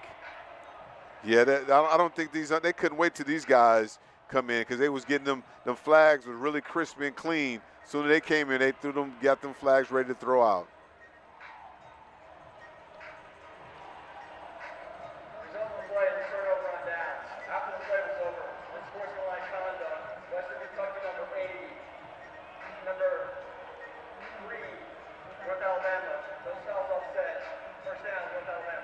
So that's Isaiah Myers and Jermaine Ray Jr. How does that grade? Yeah, I mean, but I like that for a receiver to be physical. Yeah. Now, I mean, Come on, if you're going to get – I mean, you guys, Isaiah Myers guy, huh? Yeah, man. talking him I'm up. liking him right now. You like the transfer. Yeah, I like him right now. He came in with some enthusiasm and made a few plays here and there. And also the running back, I thought he came in and did a great job. Number 25, is that McGill? Yeah. Yep. So they got a lot of weapons on this WKU's Western Kentucky football team, but North Alabama has a way. They just made too many mistakes tonight. So one of the final plays here in this ball game. New quarterback in for North Alabama. Is that Anthony Young? Who's number 20, right?